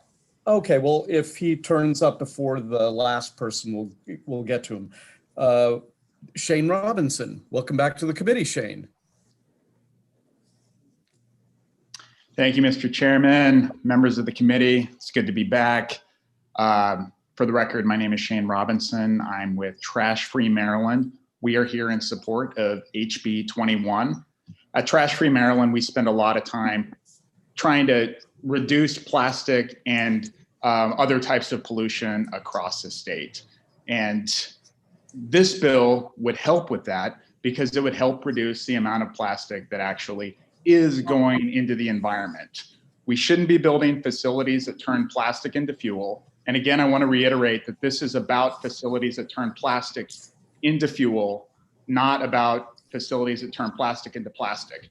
When you're turning plastic into fuel, it shouldn't be counted as recycling. Really, it's just a bullet dodge, and it's an entrenchment of a waste stream that every year gets worse and worse and worse. I think it was 2015, we hit like 314 million metric tons of plastic production on the planet. You're all very aware, like you mentioned, of the climate change costs of that, of the health costs, of the cost to our ecology. Well, the plastic industry has not taken that to heart. Their response has been to continue to produce more and more and more plastic and put that burden on states and governments, municipalities, for us to clean it up. What we need is less plastic and not another industry manufacturing center that's going to turn that waste into fuel to be burned, because it won't reduce the amount of plastic. It'll just incentivize the production of more, and we'll end up with more waste in the bay, more plastic in the bay. And that's something at Trash Free Maryland we want to avoid. That's why we urge a favorable report on HB 21. Thank you very much. Thanks, Shane. Next, we'll hear from Ann Wilson. Ann, welcome to the committee. You have 2 minutes. Please begin. Thank you, Chairman Barve, Vice Chair Stein, members of the committee. Thank you for your work on behalf of the environment, and thank you for this opportunity to speak to you today. My name is Ann Wilson. I live in the city of Baltimore. I'm an elder ally with Sunrise Movement Baltimore. It's the local hub of the national youth-led movement to stop climate change and create millions of good jobs in the process. I'm here today on behalf of a young person named Kate Longabaugh. Kate is 24 years old and also a member of Sunrise Movement Baltimore, submitted her own testimony, but can't be here today because she's at work doing COVID contact tracing. This is a young person who's fighting the global pandemic, but the climate crisis is so important to her. That is how she spends her free time. As the committee is well aware, here in Baltimore, the economic and health damages of the climate crisis are hitting low income and Black and brown communities first and worst. We need to direct American ingenuity towards zero waste strategies that are part of the just transition to the green renewable energy future, not toward a process that generates greenhouse gases in order to turn plastic to fuel and then generate even more greenhouse gases when that fuel is burned. I'm going to share with you some of Kate's words. Kate says, in Maryland and around the world, we do indeed have a huge plastic problem, but chemical conversion of plastic will do little to solve the real issue. We can't recycle our way out of this crisis. We have to address its source. There's a reason the 3 R's of reduce, reuse, recycle start with reduce and reuse. And neither real recycling nor chemical conversion of plastic to fuel will be enough to solve our plastic problem. Kate ends by saying, don't let the industry lobbyists fool you with a faulty solution. Our climate and futures are on the line. So that is the voice of the generation who will live with the consequences of whatever we do in the time we have left to avoid the worst effects of climate change. I urge you to put their interests first and prohibit the chemical conversion of plastic to fuel. We request a favorable report for House Bill 21, and thank you. Thank you very much. Next, Martha Ainsworth. Martha, are you with us? I am. Okay, 2 minutes, please proceed. Okay, thank you. Good afternoon, Chairman Barbe, Vice Chair Stein, and committee members. I'm Martha Ainsworth, Chair of the Maryland Sierra Club Zero Waste Team, speaking on behalf of more than 75,000 members and supporters of the Maryland Sierra Club. The Sierra Club supports HB 21, which would prohibit the establishment of facilities in Maryland that convert plastic into fuel and would exclude those processes from the definition of recycling. The bill does not affect processes involved in conversion of plastic to plastic. The plastics industry is promoting a new solution to the plastic pollution crisis called chemical recycling, also known as advanced recycling, in which plastics are broken down into their monomer components and transformed to either fuel or, in principle, new plastic. In practice, the chemical conversion of plastic is not being used to create plastic, but to transform plastic back into fossil fuels for combustion. So this is not recycling. It's just burning more fossil fuels and exacerbating global warming. Plastics made from fossil fuels, most commonly from frack gas. Maryland has banned fracking because of its environmental impact. Now the industry is asking Maryland to allow processes that create from plastic a heavily contaminated fuel for combustion. The processes are energy intensive. They present a large carbon footprint. They create a new waste stream of toxic contaminants requiring extensive cleanup in addition to the environmental impact of burning contaminated fuel. And the processes will add to environmental injustices associated with increased extraction of fossil fuels. Let's just prevent this environmental nightmare from coming to Maryland. The Sierra Club respectfully requests a favorable report on HB 21. Thank you. Thank you very much. Is Alex Cole around? I'm coming back to see if Alex Cole is before the committee. I guess not. So in that case, we will proceed to I think I've gotten everybody who wants to testify in favor of the bill. So we'll proceed to questions. The first question will go to, hold on. First question goes to Delegate Learman. Thank you. I appreciate it. Thanks for bringing this bill, Delegate Love, an interesting follow-up to the work that we did in our work group this year. I am wondering, we heard a lot in our work group about mechanical recycling. And I guess my question is, wouldn't this bill help with some of that work? I'm just curious, like how this fits in with that. Well, thank you for that question. You know, as you've heard, we're very intentional in this bill about not banning plastic to plastic technologies, because if there's a technology that can take those hard to mechanically recycle plastics and convert them into other plastics in a way that's not, you know, so toxic to our environment, we're all in favor of that. Go for it. Right. But so there are things that mechanical recycling can't do. Right. So right. yeah. And as Dr. Tongri said, and he can pick up a minute ago, these processes don't really work for that. You know, they're fighting for virgin plastics.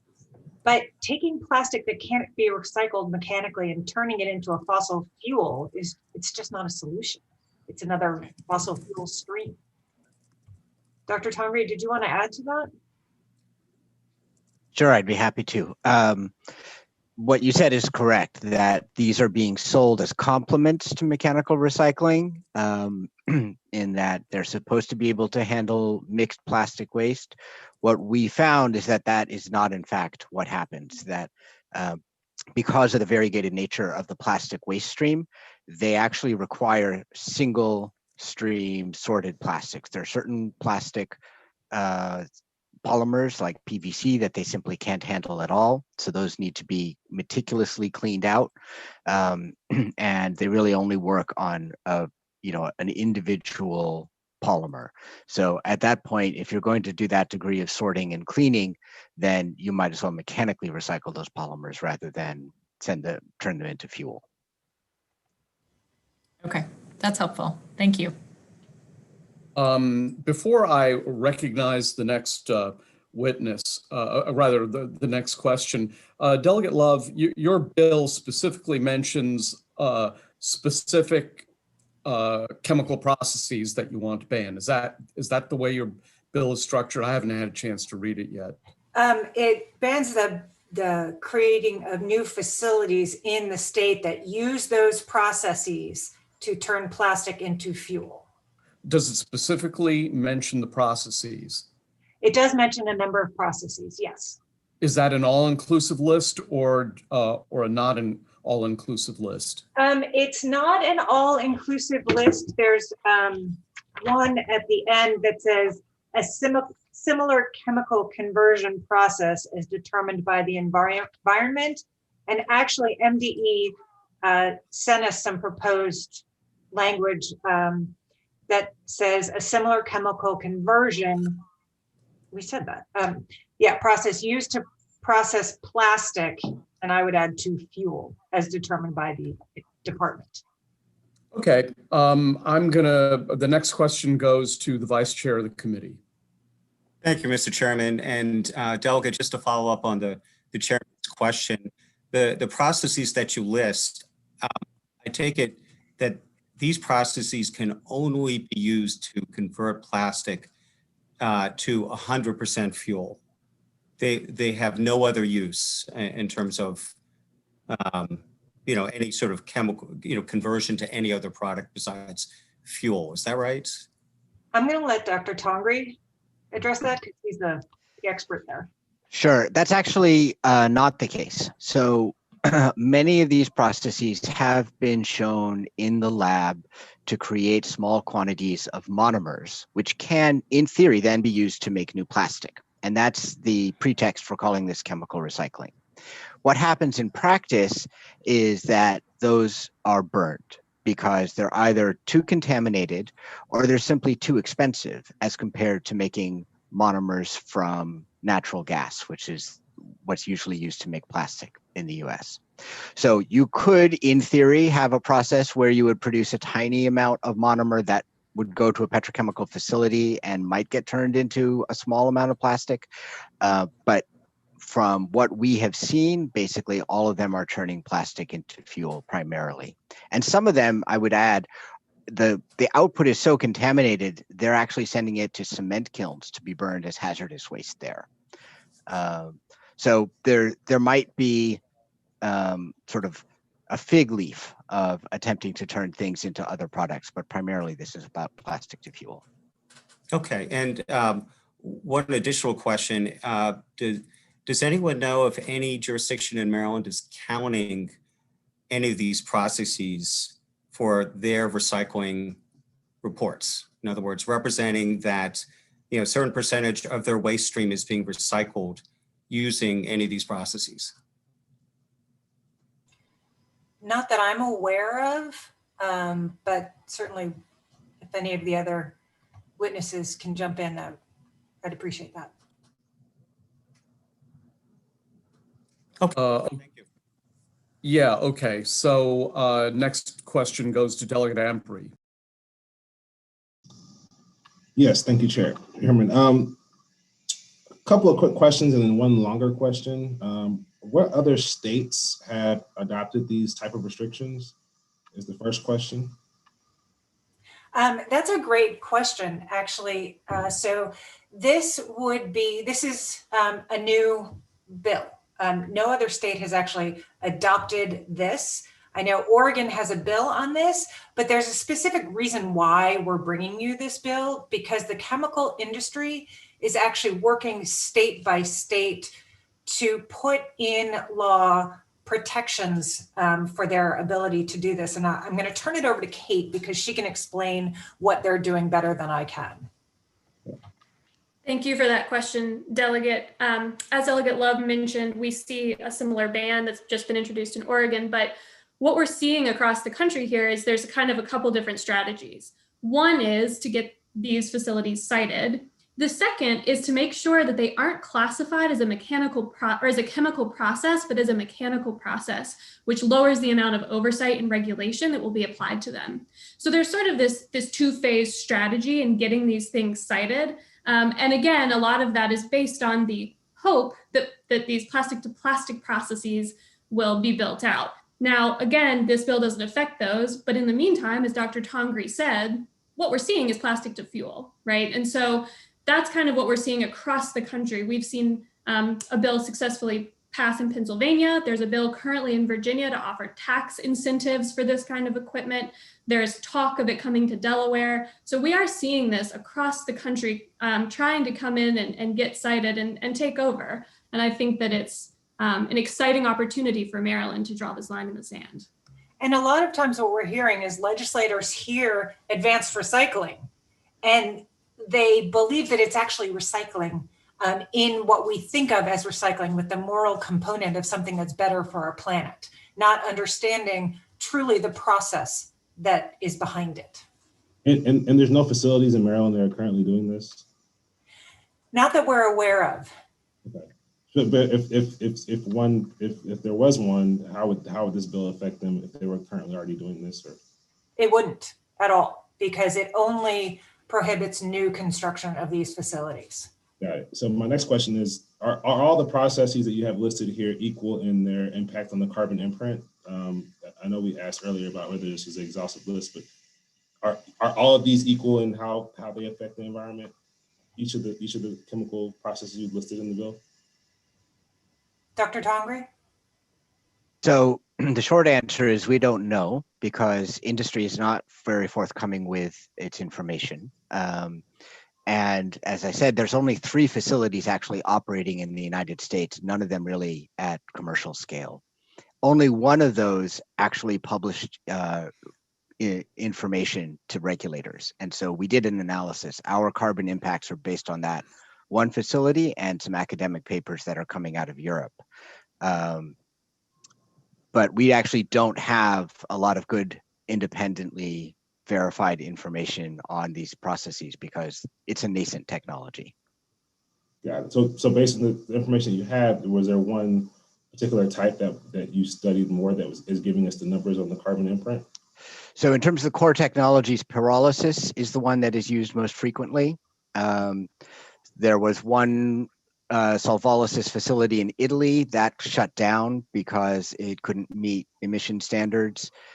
Some of the others really only exist at laboratory or bench scale. Got it. Okay. And then my last question is just more to the language of the bill. So the way the bill is constructed, it says you can't build a facility that converts plastic to fuel or feedstock. But let's say someone built a facility that they really had planned on doing plastic to plastic. They realize, hey, I'm gonna change this into doing fuel and feedstock instead of plastic to plastic now. Would this bill prevent them from doing that?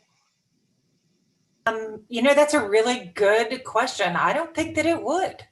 Quite frankly, that would be a giant gaping loophole. So thank you for pointing that out.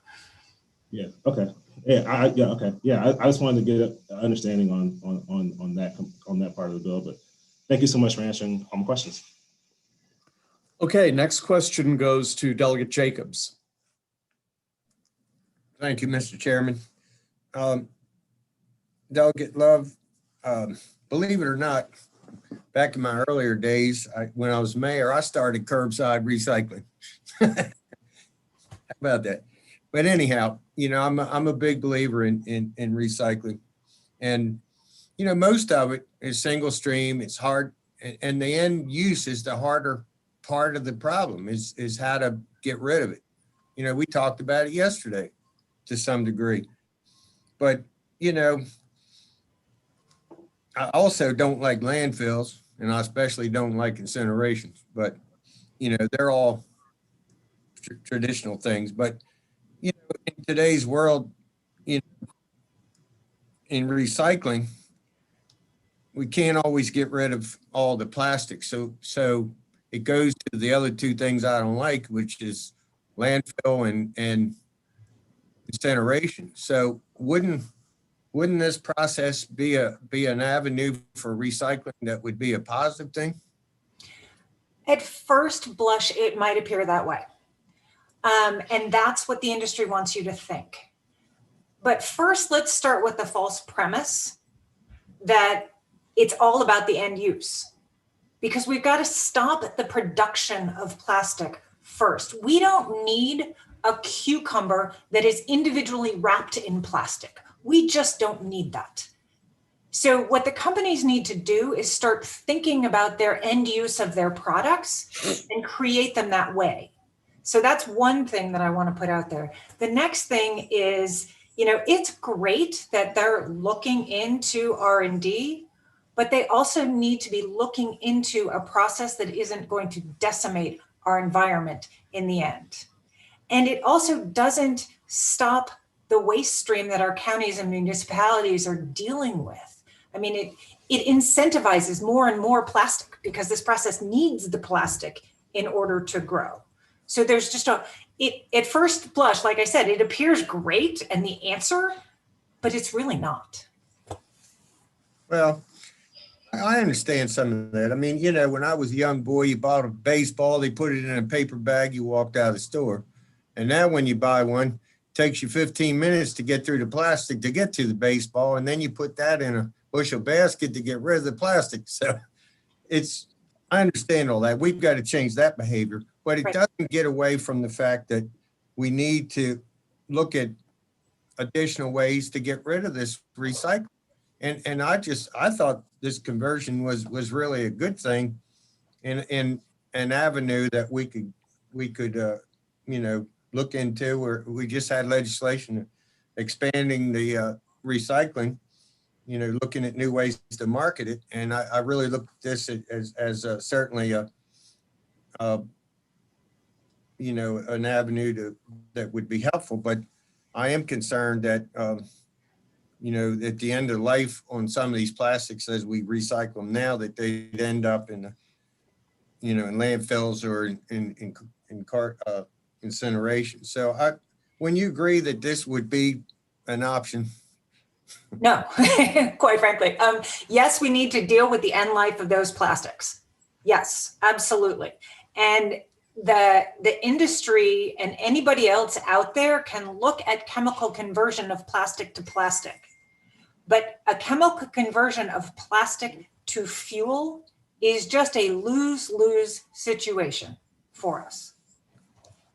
Well, I don't know that this bill it's all about waste of fuel. I think it touches other areas besides waste of fuel.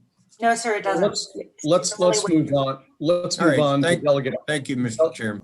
Yeah, Delegate Otto has a question. I saw Delegate Ciliberti raise his finger after Delegate Boyce put up her hand up thing. So it'll be Otto, Fraser Dalgo, Healy, Boyce, and Ciliberti in that order. Thank you, Mr. Chairman. I'm just concerned, you talk about this chemical recycling. I mean, everything we do is a chemical conversion. If I had had the opportunity to eat lunch here at noon, there'd be a chemical conversion to fuel going on in my body. And is this bill specific to plastic going to a fuel source? Is it burning it in the furnace, or what does this accomplish? So this bill says a person may not build in the state a facility that converts plastic to fuel or feedstock through these processes. And it also says that these processes are not under the recycling definition. So it is very specific to plastic to fuel. These are specific processes that are known and are limited to those specific processes. Dr. Tongri actually just answered that to Delegate Stein's question. Okay, well, I thought he said not necessarily. There was one open-ended there. Dr. Tongri, do you want to answer if I could that clarify? Yeah. So my understanding of the bill is that it names specific processes, and those processes are used primarily to convert plastic to fuel. The processes could, in theory, be used for other purposes, but we have not seen that happen in the United States or at scale really anywhere in the world. Does that answer your question, Delegate Otto? Yeah, somewhat. I think it's still a lot open-ended there. And also, I'm still concerned about the title of chemical conversion of plastic, because oftentimes any of the recycling processes, you're doing some kind of chemical process to create a product that's going to be utilized.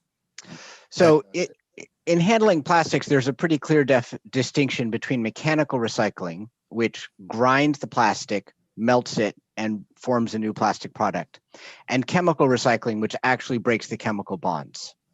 So chemical recycling or plastic to fuel technologies are actually about breaking up the polymer into shorter polymers or into monomers. So that's actually a fairly clear distinction, I think, from our side. All right, I'd be interested to see more clearly what that definition of chemical conversion is, because quite frankly, I think when you're melting something and adding heat to it, there's a chemical conversion there as well. Maybe not all the components, but and a lot of processes we go through, you're adding some kind of acid or some kind of base product to make the reaction take place. So thank you. Thank you. Okay, next question goes to Delegate Fraser Dalgo.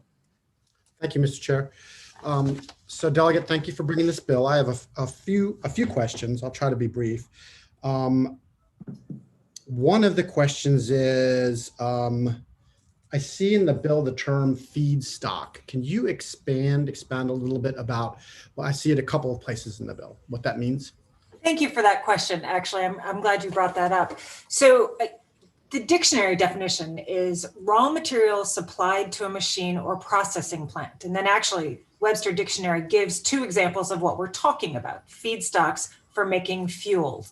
I think to be even more clear, I would be willing to put in the text feedstock for fuel, so that it is super clear, even more clear, that what we're trying to prevent is producing an intermediate product that gets turned into fuel, so that the companies aren't turning something into something that's then going to be turned into fuel.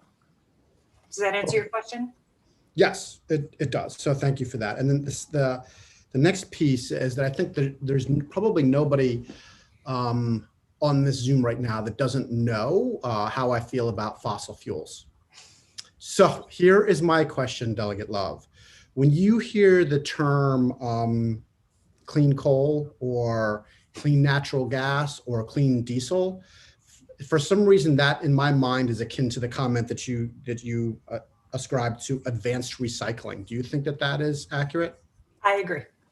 Okay. You know what? I'm going to leave it at that before my chairman tells me to shut up. So you were moving pretty swiftly, uncharacteristically swiftly, actually. But anyway, Delegate Healy has a question.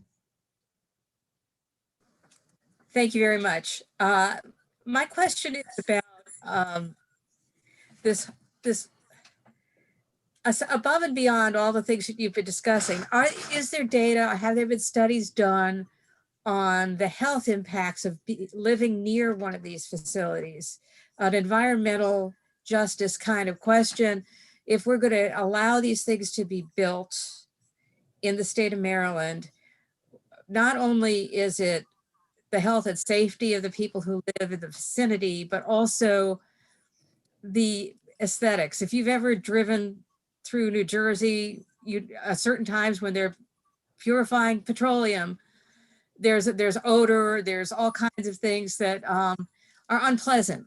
So are there studies about those kind of impacts of this kind of facility being built in a residential area or a place where people live? Thank you, Delegate Healy. And I'm sorry that Alex Cole isn't here because that was something that he was going to address from a personal standpoint. But anyone else, Kate, Dr. Tongri, want to jump in on that?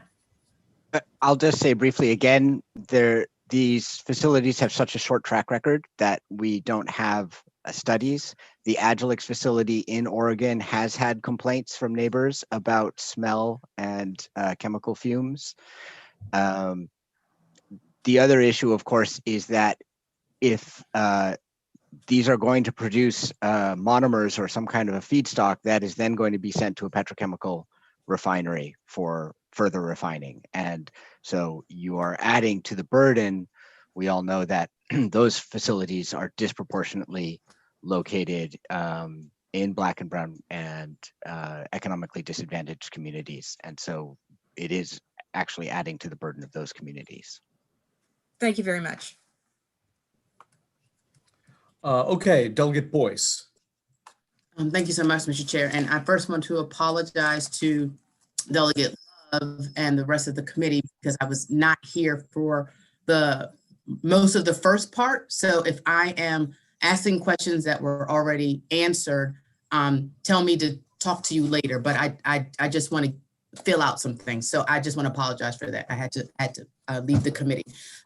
So there's a couple of things that concern me. So I want to ask questions about, a lot of us were on the waste reduction and recycling work group this summer. And, one of the things it pointed out is that we got a pretty trashy system of trash and recycling. And we don't have a market for our recyclables, and half of us in different jurisdictions, quote unquote, recycle incorrectly, whether it's the single stream with the co-mingling that doesn't then make things marketable if we want to make it marketable. So I worry about the bill, and I'm always confused about what it's intended to do versus what it seems like it's end up going to do, which is potentially cut out an opportunity that it seems like, just based on what I've heard so far and being in committee, we don't know much about. So there's 3 facilities in the country, but I understand that Europe does some of this. So I'd first like to know, based on internationally where it's been done, it seems like more often than not, and from countries that I've seen who are regarded as kind of like environmental countries, what, if any, data says that they say about this quote unquote process, and are they using the process to actually create fuel only? Or are they just recycling, quote unquote, plastic? Or are they doing a little bit of both? So I'm going to start and then turn it over to Dr. Tangri. One of the things that we talked about in my testimony and his testimony is that very little of the plastic that goes in comes out as a usable product. Over half of what goes in comes out as toxic waste, as toxins in our air. So it's a really bad process to begin with. So it's not a good thing to do for the environment. And second, that it's incentivizing more and more plastic. So it's really not a solution to our plastic problem at all. Yes, we do have to deal with the plastics that we have, but we also have to stop making so much plastics. And this Understood. incentivizes more plastics.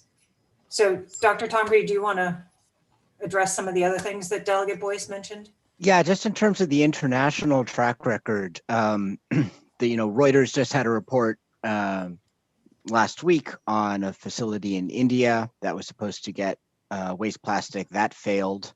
The flagship facility in Indonesia, Asia is considered to be the heart of the plastic crisis globally. So there was a major investment in Indonesia. That facility has also failed. As I mentioned earlier, the Solvolysis facility in Italy was unable to meet emission standards and has shut down. So we are seeing lots of proposals for plants. And as I said, there were some 37 proposals for plants in the United States, of which now only 3 are actually operating. So we see these plants come up. Some of them never really get past the drawing board. Some of them get built and then they don't function and they shut down. But they serve as a distraction. They serve as a way of saying, hey, we've got a great technology that's going to solve this problem at the end of life. So we don't have to look at policy solutions upstream. And I think that's really industry strategy here.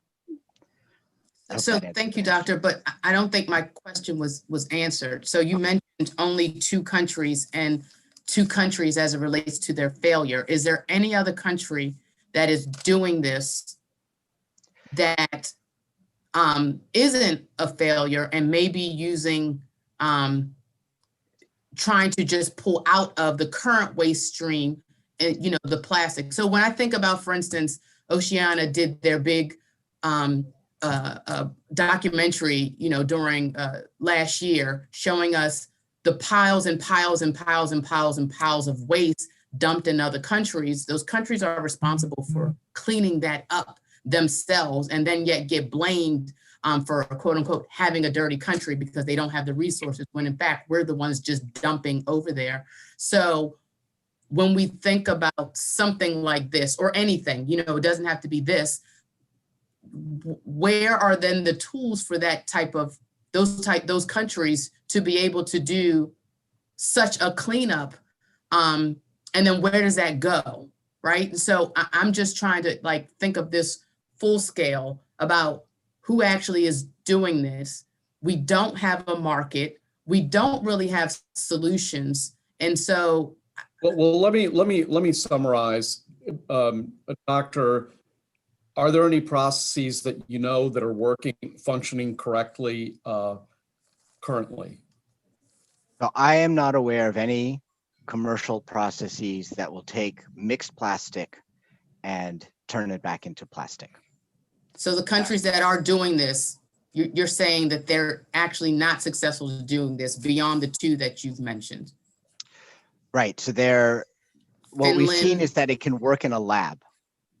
Right? In a lab, you have very controlled conditions. You give it one particular type of plastic. It doesn't have the additives and the contaminants that you get in real life. To take something that works in the real world, where you have to deal with the kind of varied mixed plastic waste stream, okay, so basically the answer is no. Right. So for you, it's okay. no. All right. Okay. Globally. Okay. Let me interrupt the questions for a moment. I understand that Alex Cole is available. So why don't we give him 2 minutes to testify, and then we'll resume Delegate Boyce with your questions if you have any more questions. Thank you. Cole, are you with us? You have 2 minutes. Yes, sir. I'm here. Sorry I was late. I thought this was for 1:30. Yeah, I am not from Maryland. I'm from the Ohio River Valley in West Virginia, and we are dealing with a pure cycle. It's called Pure Cycle chemical recycling plant, slated to be built in Ironton, Ohio. I'm sorry if I'm repeating anything that was previously said. I've heard a little bit, but I would like to highlight the part about this is really just a PR stunt in a lot of ways for the plastics industry. I don't think chemical recycling, they even believe it would actually ever work at the grand scale, but they want to be able to promote these and show these as examples, and they're willing to throw some money at it, but they have a lot of money to throw at it. But they are externalizing the costs of this faulty solution on poor and minority communities, and some of the same communities that have been impacted by the chemical industry before. The Pure Cycle facility is being built on top of a former Dow Chemical styrofoam plant. So an already toxic location, but they want to add toxins on top of this. And the process of chemically recycling plastic is even more toxic than making the plastic from scratch. And it's also more expensive, as I'm sure it's been stated. So I'm particularly concerned about dioxin pollution. It's a close to home issue for me in the Chemical Valley. There's a lot of dioxin pollution and leads to all kinds of awful stuff downstream.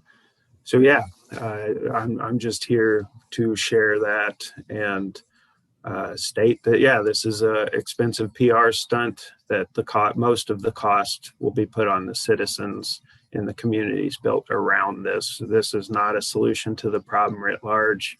The only solution to the plastic problem writ large is to stop making plastics, period. That's Thank you. Well, thank you very much. Delegate Boyce, you have the floor again if you have any more questions.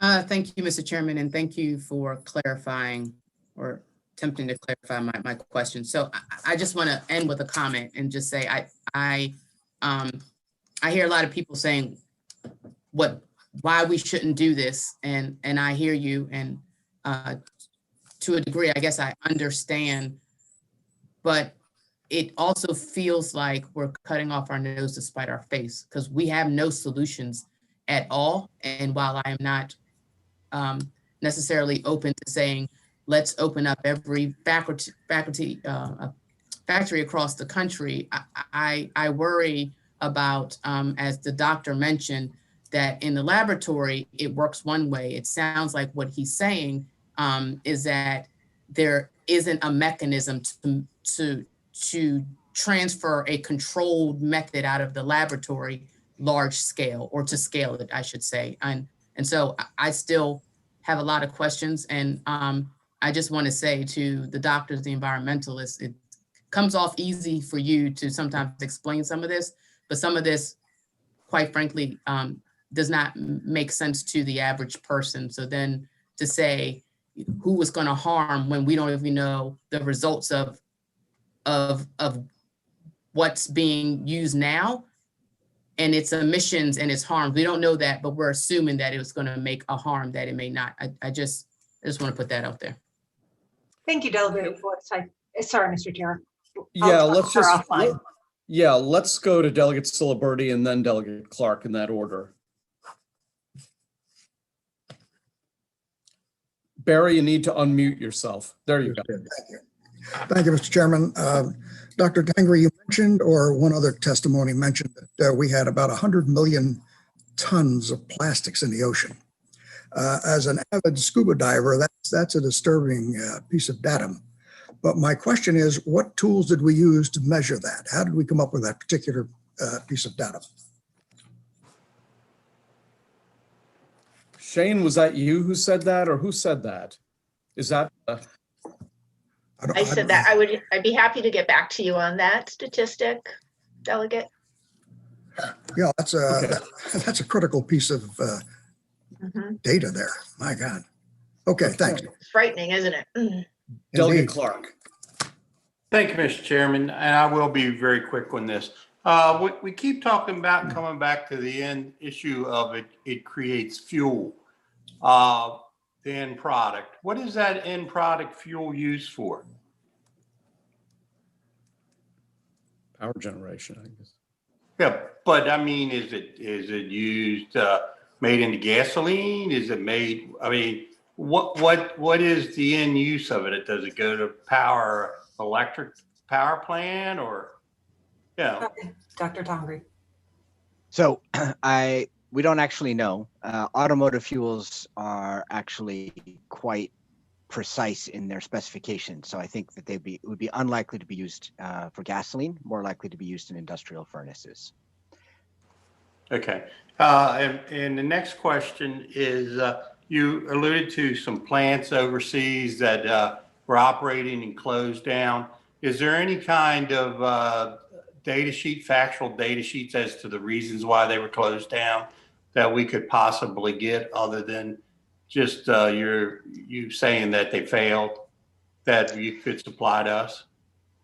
I can work on something. We have some news reports, but of course, most of the information is business confidential, so it's not necessarily public. But we can certainly put together news reports about the fact that they closed down.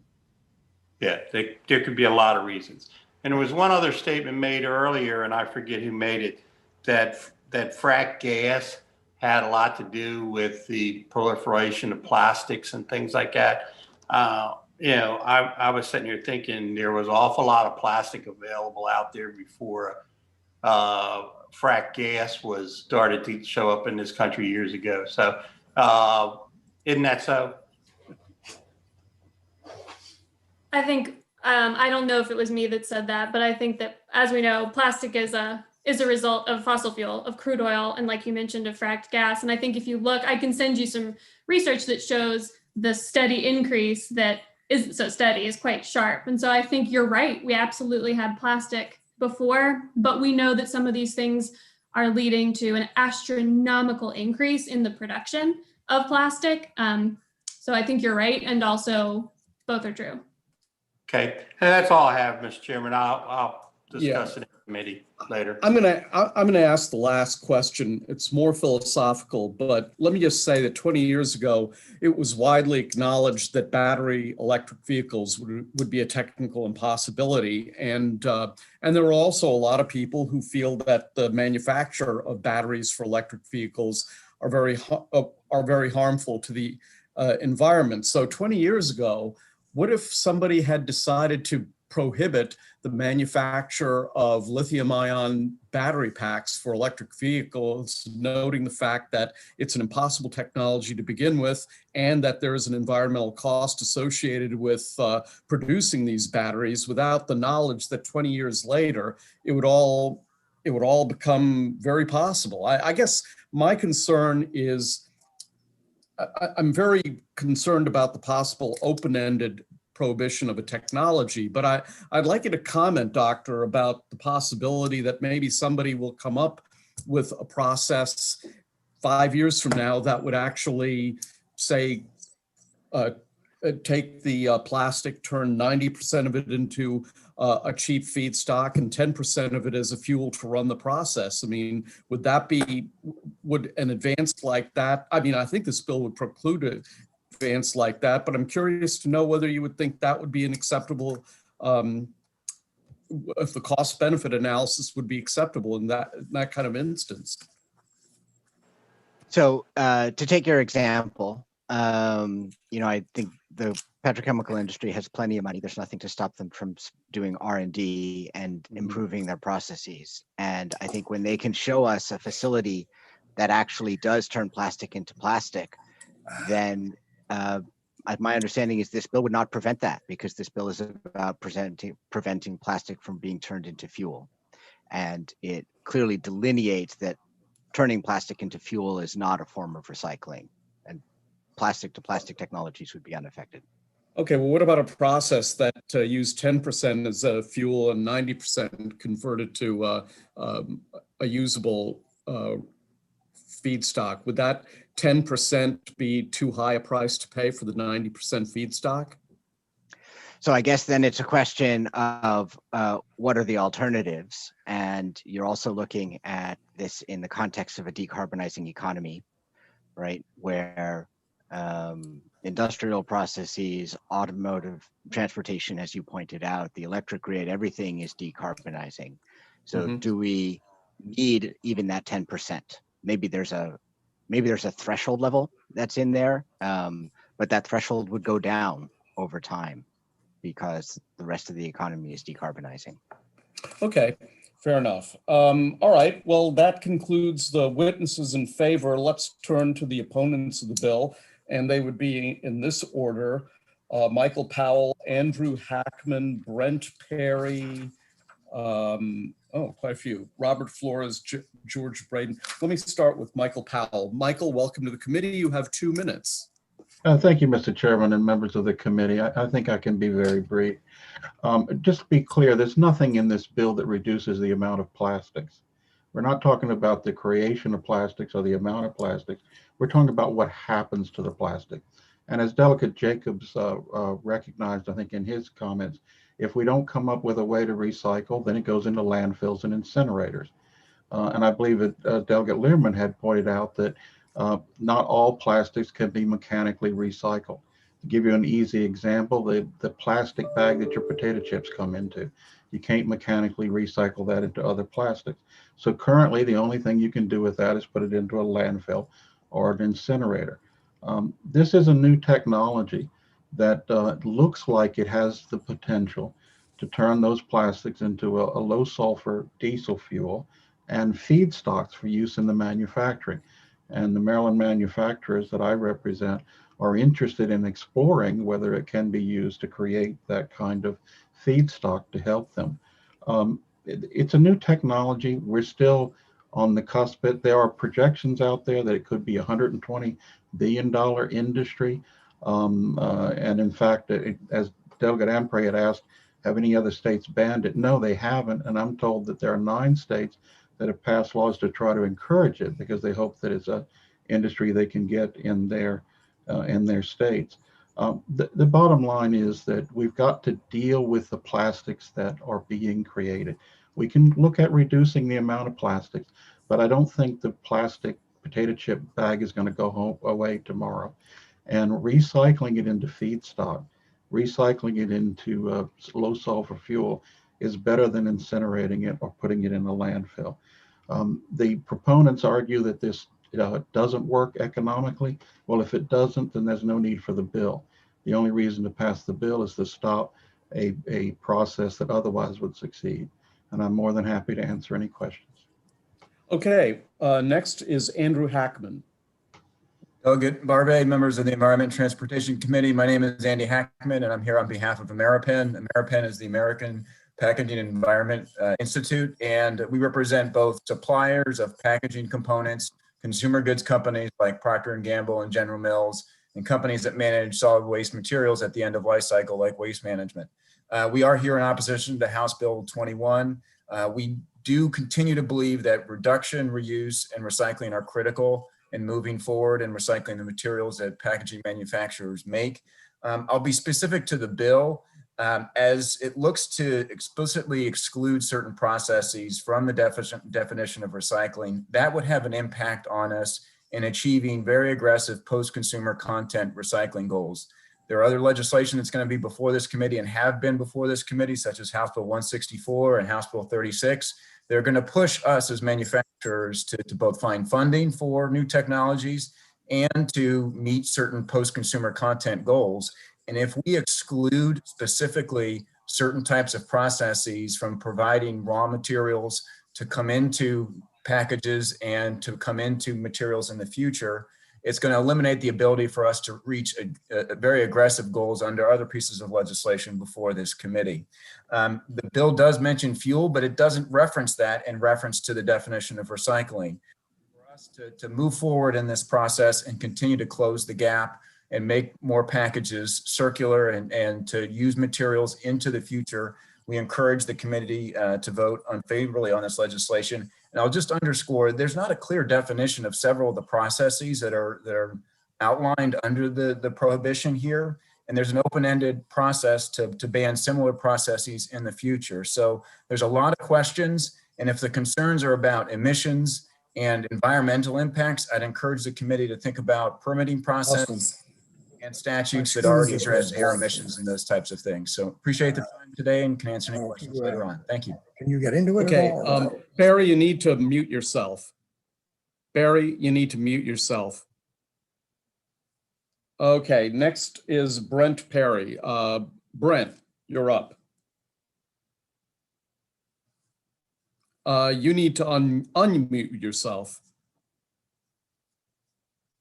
or get a working microphone. All right, we'll move on to Robert Flores.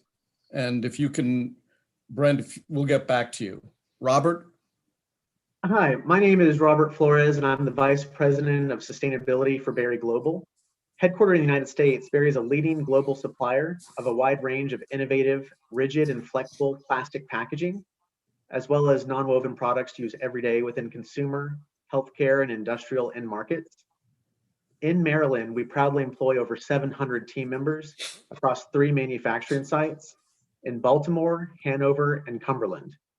I join you today to share our concerns with House Bill 21. We believe that advanced recycling, including conversion technologies that convert plastic into chemical feedstocks, can and will play a significant role in the transition to a circular economy for plastics. In fact, just last year, Berry publicized 2 offtake agreements we signed in Europe to purchase recycled plastic made via the advanced recycling techniques HB 21 aims to prohibit, specifically pyrolysis and gasification. We also announced a partnership with Mondelez International to produce plastic packaging made from this material for Philadelphia, the world's most popular cream cheese. In addition to these public announcements, we are also in active discussions with our suppliers in both Europe and North America in regards to this vital technology. That is because we believe it will play a significant role in our future plans. In 2019, Berry committed that 100% of our fast-moving consumer goods packaging would be reusable, recyclable, or compostable, as well as have 10%, on average, 10% recycled content by 2025. Advanced recycling is in a unique position to assist with both of these goals, not only creating a new end market for plastic that isn't being recycled today via traditional mechanical recycling, but also providing high quality recycled content that is suitable to be used in food contact and other regulated applications that would otherwise prevent the use of recycled content. Our announcement with Mondelez using recycled plastic and cream cheese would not be possible without advanced recycling. Otherwise, there simply is not enough recycled content suitable for this type of container. If we want to close the loop once and for all, while continuing to receive the many benefits plastics provide, we must encourage advanced recycling. In summary, we oppose House Bill 21. We do not believe the reference technology should be prohibited. We further believe these technologies should be considered recycling, especially when used to create new plastic products. Okay, thank you very much. Let's go to George Braden. George? Hi, I'm George Braden. I work for Technoplex. Technoplex is a globally integrated company focused on developing and manufacturing products for a wide variety of end markets, including medical, pharmaceutical, food, beverage, personal care, household, and industrial. Advanced recycling is a viable and scalable technology to reduce plastic entering the environment, including litter, ocean plastic, landfill, or waste to energy. For food packaging applications, mechanical recycling has limitations. One limitation is that the FDA does not allow for certain post-consumer materials to be included in new food packaging. A second limitation is that each time a material is mechanically recycled, its quality degrades. Both of these limitations make post-consumer recycled content in food packaging difficult. This is likely the main reason that the markets for certain types of post-consumer material is small and recycling rates are low. Through advanced recycling, post-consumer food packaging can be processed back into feedstocks for plastics and then used to make new materials. This process removes any possible contaminants, allowing the new material to be used for food packaging. This is not always possible with mechanical recycling. Advanced recycling allows plastics to be sourced from the plastics waste stream rather than from fossil fuels, helping to promote the circular economy while reducing the use of fossil fuels. Plastics sourced from plastics can be used again and again without a degradation in quality. Advanced recycling should be included in the definition of recycling and should be promoted rather than banned. Thank you very much. Appreciate it. Thank you very much. Next up, Pam Casemeyer. Pam, you there? Yes, sorry, technological difficulties. PM Casemeyer here, see if I can get my video off. PM Casemeyer here on behalf of the Maryland Delaware Solid Waste Association. As you know, this association represents the private sector waste industry, mostly the hauling component, hauling and collection component. We have recycling facilities and other facilities related to the management of waste. We're here in opposition to this bill. Respectfully, we understand the intent of the sponsor, but we think there's a tremendous amount of unintended consequences, most of which you have already heard from the opponents before us. The members of this association are not in opposition because they are involved in or developing these technologies. In fact, they're the facilities where the plastic materials go when they're not appropriately recycled. But we think it is not in the best interest of the state to begin to ban new and innovative technologies before we see their impact on actually being able to process plastic into usable materials, as opposed to seeing them disposed. I know there's an interest and a commitment to reduce plastic over time, but it is here. It will always be here for certain products and in certain ways. And you need to be sure that Maryland not only is open for the development of new technology, new businesses, new manufacturing capacity, new jobs, as indicated by some of the other opponents, but also does not decrease the likelihood of effective processing of plastic as it still exists. And so for those reasons, we would request an unfavorable report. Thank you. Next, we'll take Craig Cookson. Good afternoon, Chairman Barve and members of the committee. I'm Craig Cookson. I'm the Senior Director of Recycling and Recovery at the American Chemistry Council's Plastics Division. And I'm here today to speak in opposition to HB 21 and HB 21 as written, which excludes a number of different processes from the definition of recycling and prevents them from being built in the state for both fuels and feedstocks as written. So right now, Maryland and much of the United States does a fairly good job of mechanically recycling our soda and water bottles, as well as milk jugs and detergent bottles. However, it's challenging to mechanically recycling complexly engineered plastics packaging. But that complexly engineered packaging greatly helps reduce food waste. Now, food waste is actually the third biggest contributor to greenhouse gas emissions. And methane in a landfill, which comes from organics, is 20 times more potent as a greenhouse gas. It keeps our food sanitary and fresh. And these include multi-layered pouches, cheese packaging, coffee lids, rigid containers. Instead of burying these valuable plastic resources in landfill, thanks to advanced recycling, we can economically recycle these into a versatile mix of products, including feedstocks for new chemicals, plastics, waxes, lubricants, coatings, and many other products of chemistry. And let me state for the record what these technologies are not. They're not incineration. Plastics are heated in an oxygen deficient environment, are converted into gas vapors, and then cooled and condensed into feedstocks for these new products. You heard about Berry Plastics and their food contact Philadelphia cream cheese. And right now this is happening. Companies are being certified by the International Sustainability and Carbon Certification Plus program for recycled content plastics. And these facilities would have to be regulated by acts like the Clean Air Act, the Clean Water Act, the Toxic Substance Control Act, the Resource Conservation Recovery Act, as well as Maryland's very stringent environmental regulations. So we have a real opportunity here. Policymakers want to see proactive solutions to end plastic waste, and 9 states have passed legislation to encourage these technologies in their states. So today we are here in opposition to HB 21, and I look forward to your questions. Thank you.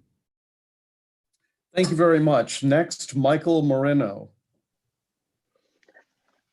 Good afternoon and thank you. My name is Michael Moreno and I'm the COO, co-founder and board member of Brave Environmental, an independent company that has a technology that specifically addresses or incorporates pyrolysis and is involved in advanced recycling. We've developed an efficient, profitable, and safe pyrolysis-based machine to convert hard to recycle plastics to primarily liquid product that is then purchased by petrochemical companies as an alternative input to crude petroproducts to make new plastics. We have a facility operating in Raleigh, North Carolina at a commercial scale today. That facility was allowed only after receiving a special use permit from Wake County, North Carolina, where they took the time to learn the technology and visit us on site.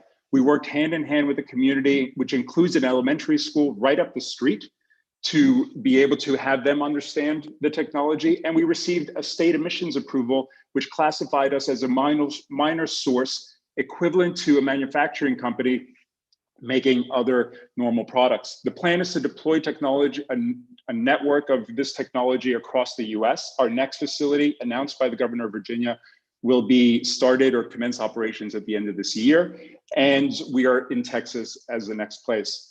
Unless we fully integrate health and safety for our workers in the community, we're going to fail. We are not beholden or funded by the petrochemical companies, and we need to make a profit for ourselves as a major investor myself, for our investors, friends, which include friends and family, as well as funds backed by pension plans, endowments, and foundations in the US. And to specifically address Dr. Tangri's testimony, we don't need clean sorted plastics. We are not energy intensive. We are not inefficient. We do not have additives. And if we didn't make a profit, we wouldn't survive. And we've been around for 10 years. So I would encourage people to take the time to learn the technology, come visit us. And we're more than happy to show a profitable running facility to anybody, including anybody here today, via Zoom or live at your convenience. Thank you. Thank you. Let's go next to Kaylee Locklear, and after Kaylee, we will circle back and see if Brent Perry is able to talk to us. Kaylee, go ahead. Good afternoon, honorable members of the committee. For the record, again, Kaylee Locklear here on behalf of the Maryland Retailers Association, respectfully in opposition to this legislation. And a couple of committee members did touch on this, but I also had the opportunity to participate in, and I watched all of the summer work group meetings discussing waste and recycling. And we discussed in particular just the bans that come through this committee over the years that really do sometimes tend to just move us from one product to another. And that isn't necessarily better for anyone. And that we do truly need to use every method of recycling possible to also help achieve waste reduction goals. And this is why we do not support banning this technology and method of recycling that has not been banned anywhere in the entire world. And in the United States, over the past couple years, in talking with colleagues in other states, as retail looks to be more proactive, what we saw is both blue and red states, and you've heard this earlier, there are 9 of them that have actually passed legislation provided as model legislation by the Council of State Governments that explicitly allows, encourages, or uses this in those states' arsenals to combat waste. Those pieces of legislation also considered this technology as manufacturing rather than solid waste. So even, I'd point you to the fiscal note, even the fiscal note says that while there are no plans right now to build a facility in Maryland, the bill prohibits future establishment of such facilities, thereby preventing small businesses and recyclers from entering into this field of commercial activity, which MDE advises is beginning to grow nationally. So with these concerns in mind, we do respectfully oppose this legislation. Thank you. Thank you very much. Do we have Brent Perry in the waiting room? Is he able to talk to us? Brent? We actually just let him in from the waiting room. If you could just give us 1 second. Sure, I'll wait. Mr. Chairman, can you hear me? I can now. Go ahead. You've got 2 minutes. My sincere apologies for that. Thank you for the opportunity to speak today. Eastman is a specialty chemical company headquartered in Kingsport, Tennessee. We operate a site since 2011 in Chestertown, where we manufacture a variety of products. We are in the chemical advanced recycling business, and by that I mean material to material. As I very much appreciate the clarification on the bill that it does not pertain to material recycling, but 2 of the technologies that it lists, methanolysis and gasification, are 2 that we currently utilize to manufacture new products from waste plastic. So I don't know how that is squared, but these are technologies that do not convert waste plastic to fuel. They are material to material recycling systems that take discarded plastic and convert it to new durable materials. An example of that would be take any carpet, any other waste plastic, and we can actually convert it into a reusable water bottle like this. It's important to note that these technologies are not incineration. There's no combustion. Our platforms are closed-loop systems that allow for recycling of waste plastic over and over again with virtually 0 of the material unused. And there's been I know that someone noted earlier that these may be fanciful in some way or theoretical. We expect to recycle 50 million pounds of discarded plastic in 2021 and have committed to recycle 500 million annually by 2030. So thank you very much for the opportunity to speak today, and happy to answer any questions. Okay, thank you. I'm glad we had a little difficulty hearing you, but I think I got the gist of what you had to say. We have a number of people who'd like to ask questions, but let me start by asking a philosophical question of Michael Marino and Brent Perry, and it's this: the proponents of this bill allege that the real purpose of these processes is to create fuel for incineration, and if that's the case, then nobody in Maryland is going to support that. But what if we said something to the effect that of the plastics you receive, no more than some very small percentage can be used for incineration, that the vast majority of it has to be used for plastic to plastic conversion? Would that interfere with either of your 2 processes? No, sir. Brent, do you want to go first? Yeah, I'll go first. No, Mr. Chairman, it would not. We don't convert anything that we run through our 2 platforms into fuel, and any waste that's generated is 1% or less, and is consistent with whether or not we use waste plastic as a feedstock or more traditional feedstock. Okay, you might have to email that to me because I had difficulty hearing you. I think there's still a problem with your microphone. Mr. Marino, why don't you go? Thank you very much. We want to send as much of our output to the petrochemical companies as we possibly can. And as a matter of fact, our goal, because we are an independently owned company, is to supply the petrochemical companies with this product because they'll pay us a premium. I don't have to compete against traditional fuel sources. And I'm actually able to then build more of these facilities to make a dent in that supply of raw materials or input or aggregate to make new plastic. So I would not have, if you said to me, I couldn't take all of my output to make fuel, or even a majority or super majority of the output to make fuel, that's fine with me. I want to sell 100% to the petrochemical companies. I make much more money to be able to do, if I'm able to do so. Okay, first question goes to Delegate Vaughn Stewart. Thank you, Mr. Chairman. I appreciate it. So I wasn't on the work group, so I'm kind of new, ramping up on this stuff, and I've been trying to read as much as I can just in the time we've had this hearing. So my first question is, I found a report that pyrolysis, I'm obviously mispronouncing it, it's not paralysis. I found that process of plastic products generates or produces 3.34 kilograms of CO2 for every 1 kilogram of fuel produced. And that same report said that creating 1 kilogram of new plastic is about 3.1 kilograms, so 3.34 versus 3.1 for new plastic. And then if you landfill plastic, 1 kilogram of landfill, it emits only 0.06 kilograms of CO2. So in other words, it seems like going plastic to fuel with pyrolysis at least has higher emissions, much higher emissions than both landfilling old plastic and producing new plastic. And also actual recycling or mechanical recycling of 1 kilogram of plastic reduces CO2 emissions by 2 kilograms. So I know that I'm throwing a lot of math and numbers. It seems to me like by an order of magnitude, this technology emits more greenhouse gases into the environment, but I could be wrong because, like I said, I'm new to this. So I guess to the panel. Before we have an answer, Delegate Stewart, could you send me that link? Yeah, I absolutely will. Yeah, my question to the panel is just, did I flub this? Am I wrong? I believe this is from the company Acrylics, or I can't pronounce that either, but one of the companies that has the plant in Oregon outside of Portland. I think that's where this came from, this data came from. But am I wrong about those numbers? I could try to answer the question. First, with regards to, I think it's Agilix that you're referring to. So I'm not familiar with that report.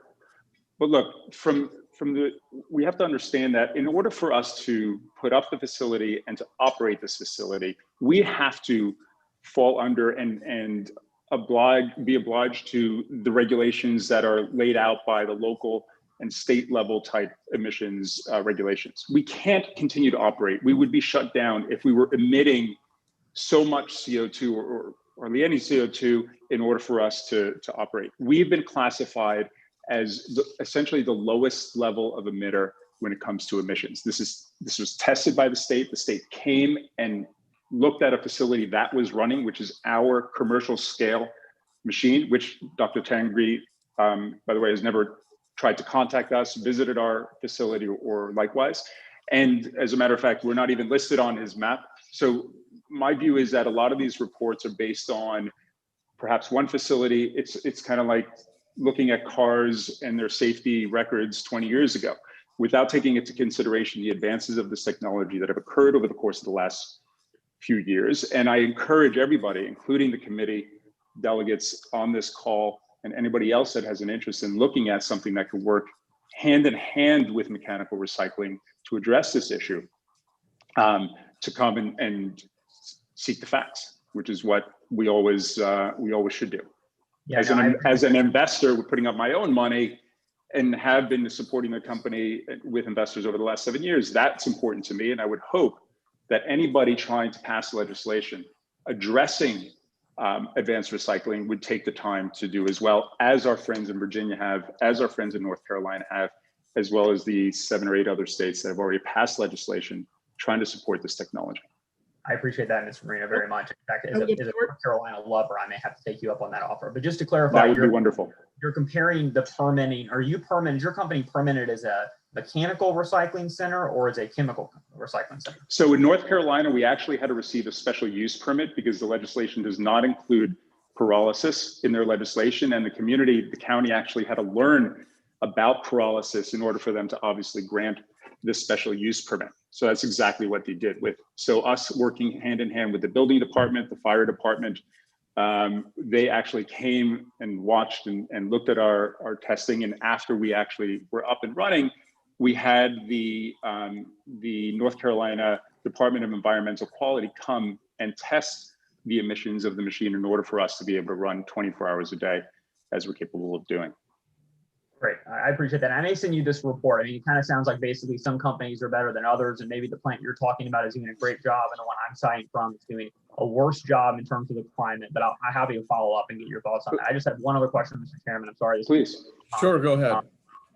It's basically it's what some of the proponents were talking about in terms of the toxins that are released from some of these facilities. Looks like just from some cursory research I did that dioxins are released, and as I'm sure a lot of y'all know, dioxins have been linked to cancer and nervous disorders, respiratory disease, all sorts of terrible stuff. And we heard a little bit about kind of like the environmental justice angle of this. And of course, that's a big topic, I think, for this committee in general. And this goes to anyone, maybe Mr. Perry. I know that Eastman has a lot of facilities. If we can hear, I had a little trouble hearing you as well, but assuming we can hear you, has Eastman or for anyone else on the panel, is anyone aware of any studies that have been done by the industry about the location of these facilities and whether they're located in communities of color? Because I did some cursory research on my own. The facility that was mentioned that I just referenced on the outskirts of Portland does appear to basically be located in a heavily Latino community. And so I'm a little bit worried about that impact, but I was just wondering if y'all have done a more rigorous or overview, more than my 45-second overview of whether these plants are predominantly located in communities of color. So, Delegate Stewart, can I answer that? A couple things there is number one, we did a report back in 2017, or I should say, Good Company, which is based out of Eugene, Oregon, did a report on emissions. And generally what the report shows, as Michael discussed, these are very low emitting technologies. And so compared the emissions of criteria air pollutants to those released by universities, hospitals, food manufacturing, and found that in pretty much all cases, advanced recycling facilities had lower emissions because there's no combustion. They're not burning plastics. They're using a chemical process there. If I could just interrupt, I think I actually found that report, if it's the one I'm thinking about, and it basically compared, I think, these facilities to car manufacturers, like a Ford plant, and said is that the one that's like slightly lower than a Ford plant? Lower than car manufacturing as well, yes. Additionally, to your question about dioxin, whenever you hear that, that's a red herring.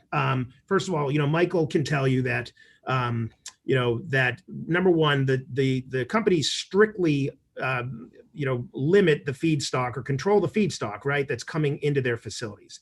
Number two, there are very tight process controls, and Michael could talk a little bit more about his facility, but in general, that makes sure that number one, that there's no combustion going on. You need combustion to have dioxin. Number two, the gases are quickly cooled through the dioxin, sort of dioxin forming temperatures. And then number three, even if there was dioxin that showed up, you would not be able to sell the end product to any customer because they would not buy it, would not meet a spec. So these facilities do not produce dioxin. Dioxin is also regulated as well. So any facility producing something like that would be fined, shut down under the Clean Air Act laws, as well as state environmental laws.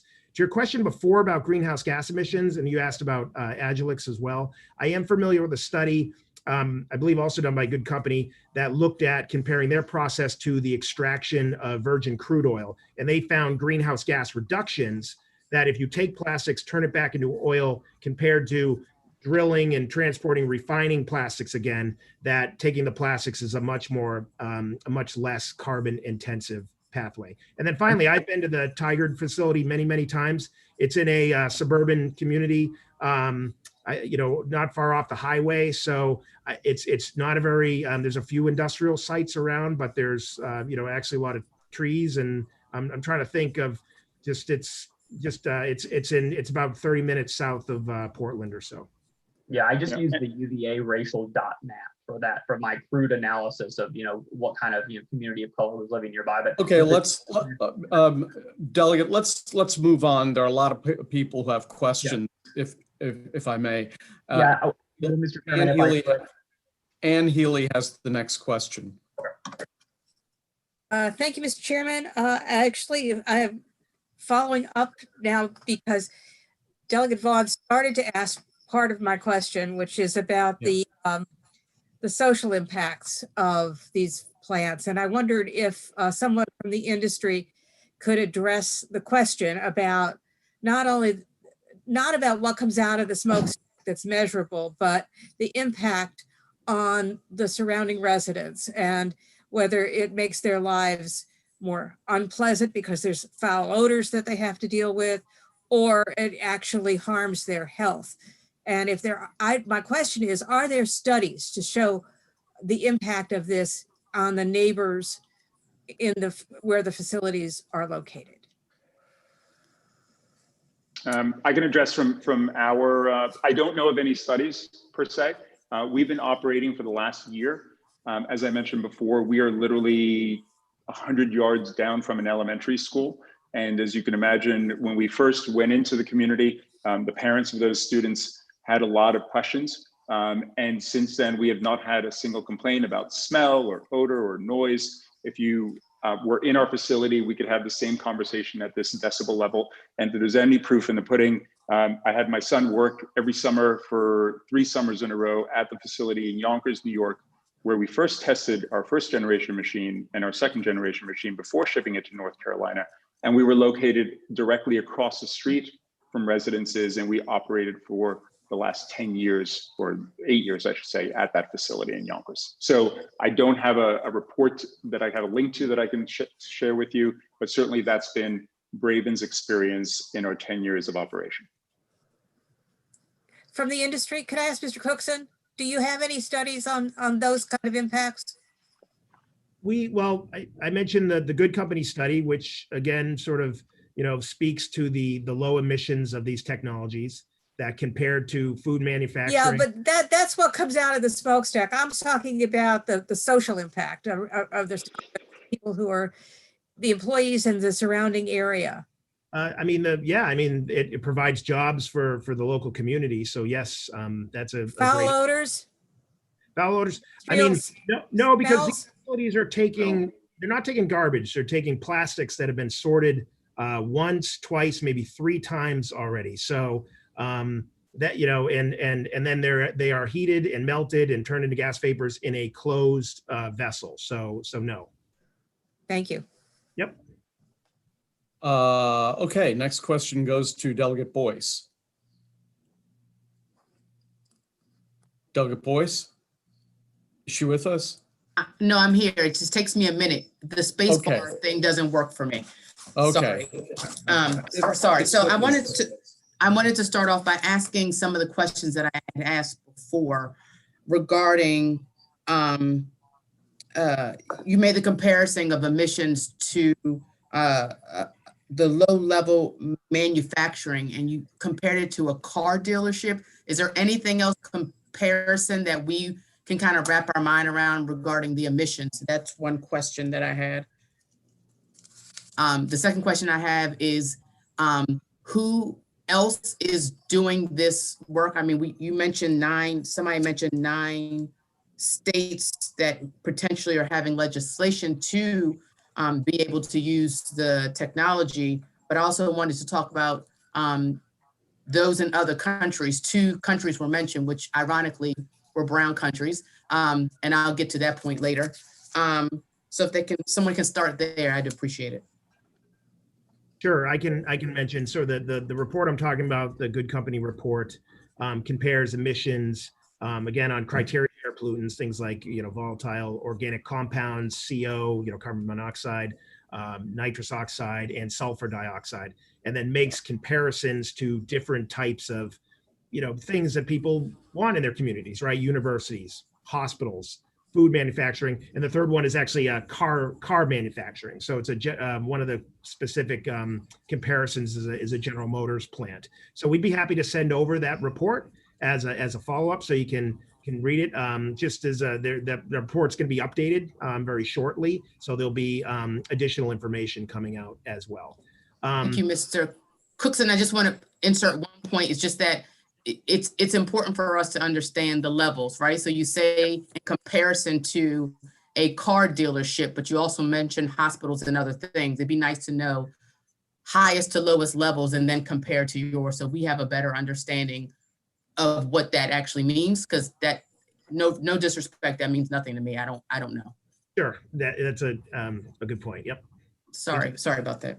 You were about to say, I cut you off. No, that's okay. And I think you had a second question, but I can't remember what the. I was asking about. There's been a lot of talk that other states are actually getting legislation to be able to do this mechanical recycling, whatever.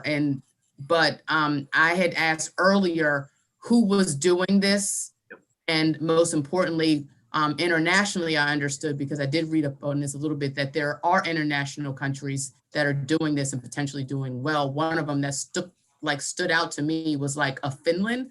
And I'd just be interested to know internationally, other than the quote unquote 2 failed industries, who's doing this and what are they saying? And has any of the data we have they produced any data that would help us in making a better decision about this? Sure, sure. So let me just first say, so 9 states have passed legislation encouraging these technologies come to their states. And I can rattle them off. It's Florida, Wisconsin, Georgia, Iowa, Tennessee, Illinois, Ohio, Pennsylvania. Somebody out there needs to mute themselves. I'm hearing some spillover noise. You know, as opposed to, and I want to sort of contrast with what Dr. Tangri said earlier, is this is succeeding economically. You've heard from Michael today. You know, there was an article just the other day about Nexus Fuels down in Atlanta, and they are taking a mix of plastics, putting them into a feedstock. Hold on, Craig. Craig, somebody has to mute themselves because there's some spillover sound coming from someplace, and I don't want to have to start randomly muting people. You should. Yeah, maybe I should. Go ahead, Craig. Sure, thank you. And so Nexus, their offtake for their sort of plastic to a feedstock that they produce is Chevron Phillips and Shell. So kind of exciting announcements. And those are both, let me sort of say this, ISCC Plus certified, which means the International Sustainability and Carbon Certification System certifies that as recycled content. You heard Mr. Flores talk about the Philadelphia cream cheese. So yes, sir. Yeah, the origination of those plastics that's in Spain. So a company called Plastic Energy takes mixed plastics, turns them into feedstock.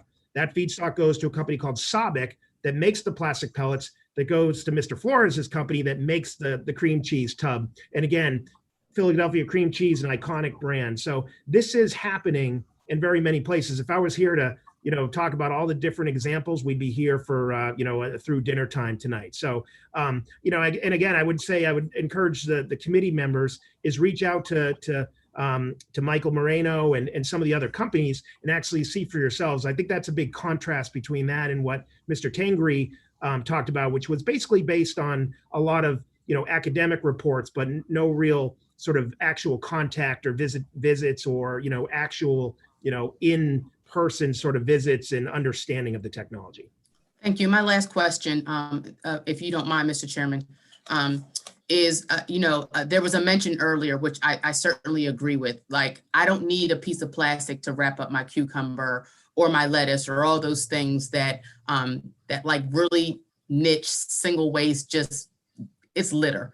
So when we were talking about earlier, quote unquote, feedstock, and this idea that this kind of process doesn't lend itself to the kind of reduce, reuse, recycle. In other words, we do need to reduce our plastic production so that we can have less plastic that we have to deal with, for pollution reasons. So I guess I'm wondering about, as these facilities, if they do come aboard, what would be the necessary, essentially, feed for them? In other words, if we start reducing making plastic and especially what I call nuisance plastic,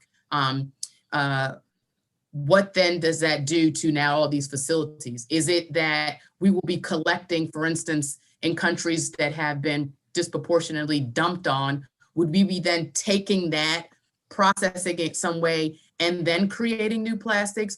Or is this going to rely on us still using plastics to then feed the industry in order to get the recycled material? Yeah, so let me, just allow me to kind of defend plastics here a little bit. So plastics are, in our modern, world and economy, are indispensable, especially as we look to, reduce the impacts of climate change, reduce our greenhouse gas emissions. When you think about lightweighting automobiles, it's the plastics, that enable those vehicles to be more fuel efficient.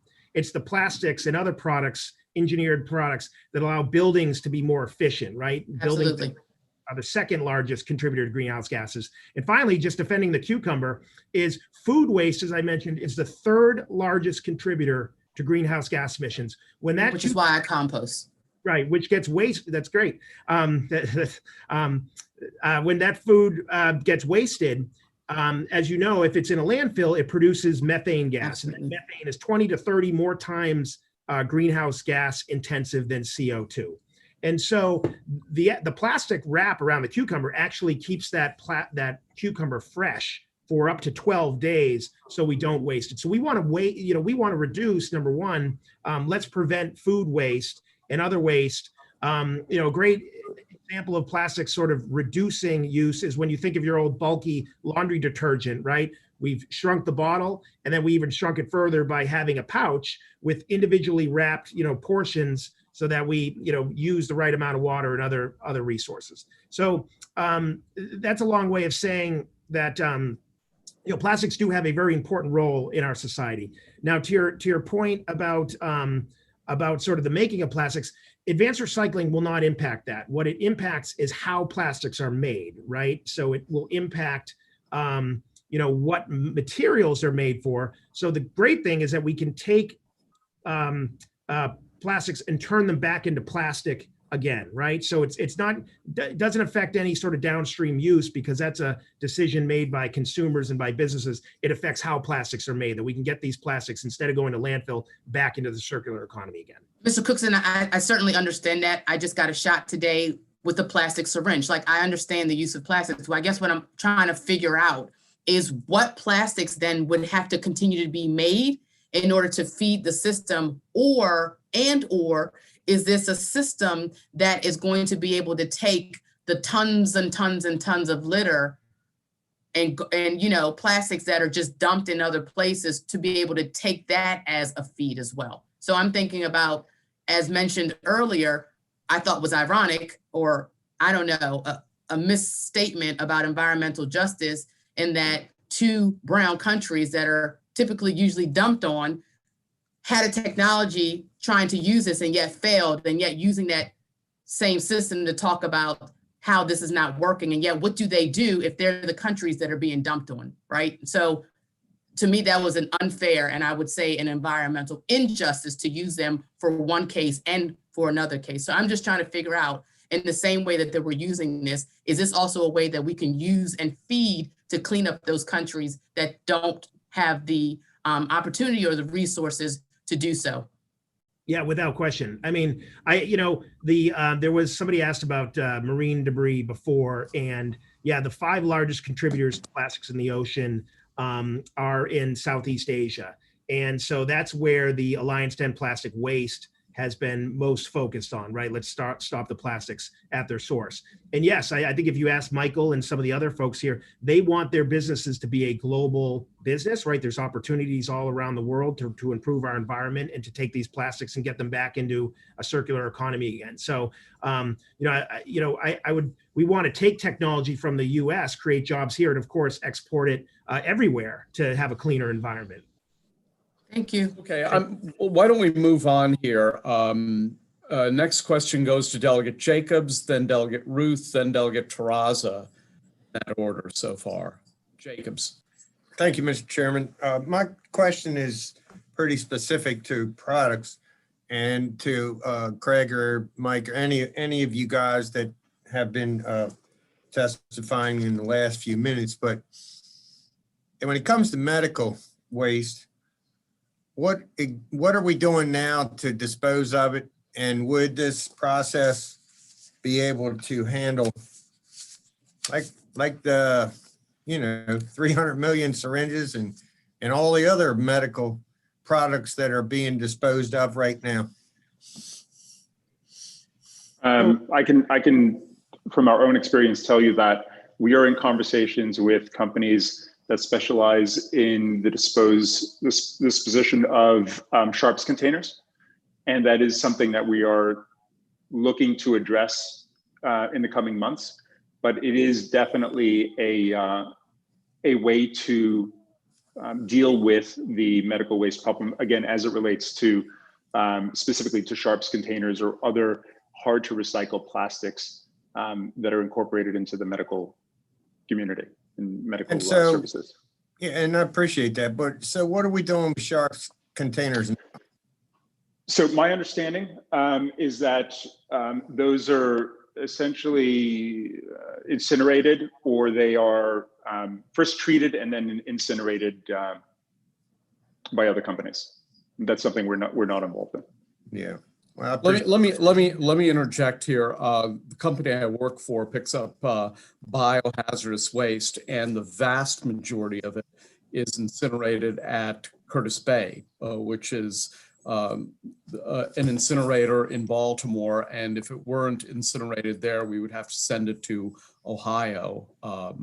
So yeah, the vast, almost 99.9% of bio waste is incinerated. Right, and I think that's really the nexus of my question is I'm pretty sure that's what was happening now, but could this process be one that could be an alternative outcome for that waste? Indeed, we are actively pursuing that. I have to interject. This is like one of the rare instances where I know something. No, that's got to be either incinerated or it has to be subjected. Bio waste has to either be incinerated at high temperature or subjected to a very expensive high temperature steam process, which and that's why incineration is what's done, because it's cheaper than the high temperature steam processes when you talk about syringes and needles and stuff like that. No, you're exactly right. And as a matter of fact, our process heats plastics in the absence of oxygen to between 800 and 1200 degrees. But as a first step in working with the chemicals, with the companies such as yourselves, Mr. Chairman, that treat or look after the medical waste, it would be treated first by them. And then we would receive those treated plastics that in one case already would come shredded and packaged before it ran through our process. So it would actually get heated to extreme temperatures twice. Okay, next question goes to Delegate Ruth. Thank you so much, Mr. Chair. So I want to leave aside the question of toxicity, which I think has been, discussed quite extensively. And I want to talk about greenhouse gases. Does this process release greenhouse gases, carbon or methane? Craig, do you want to give your answer and then I'll go and add to that?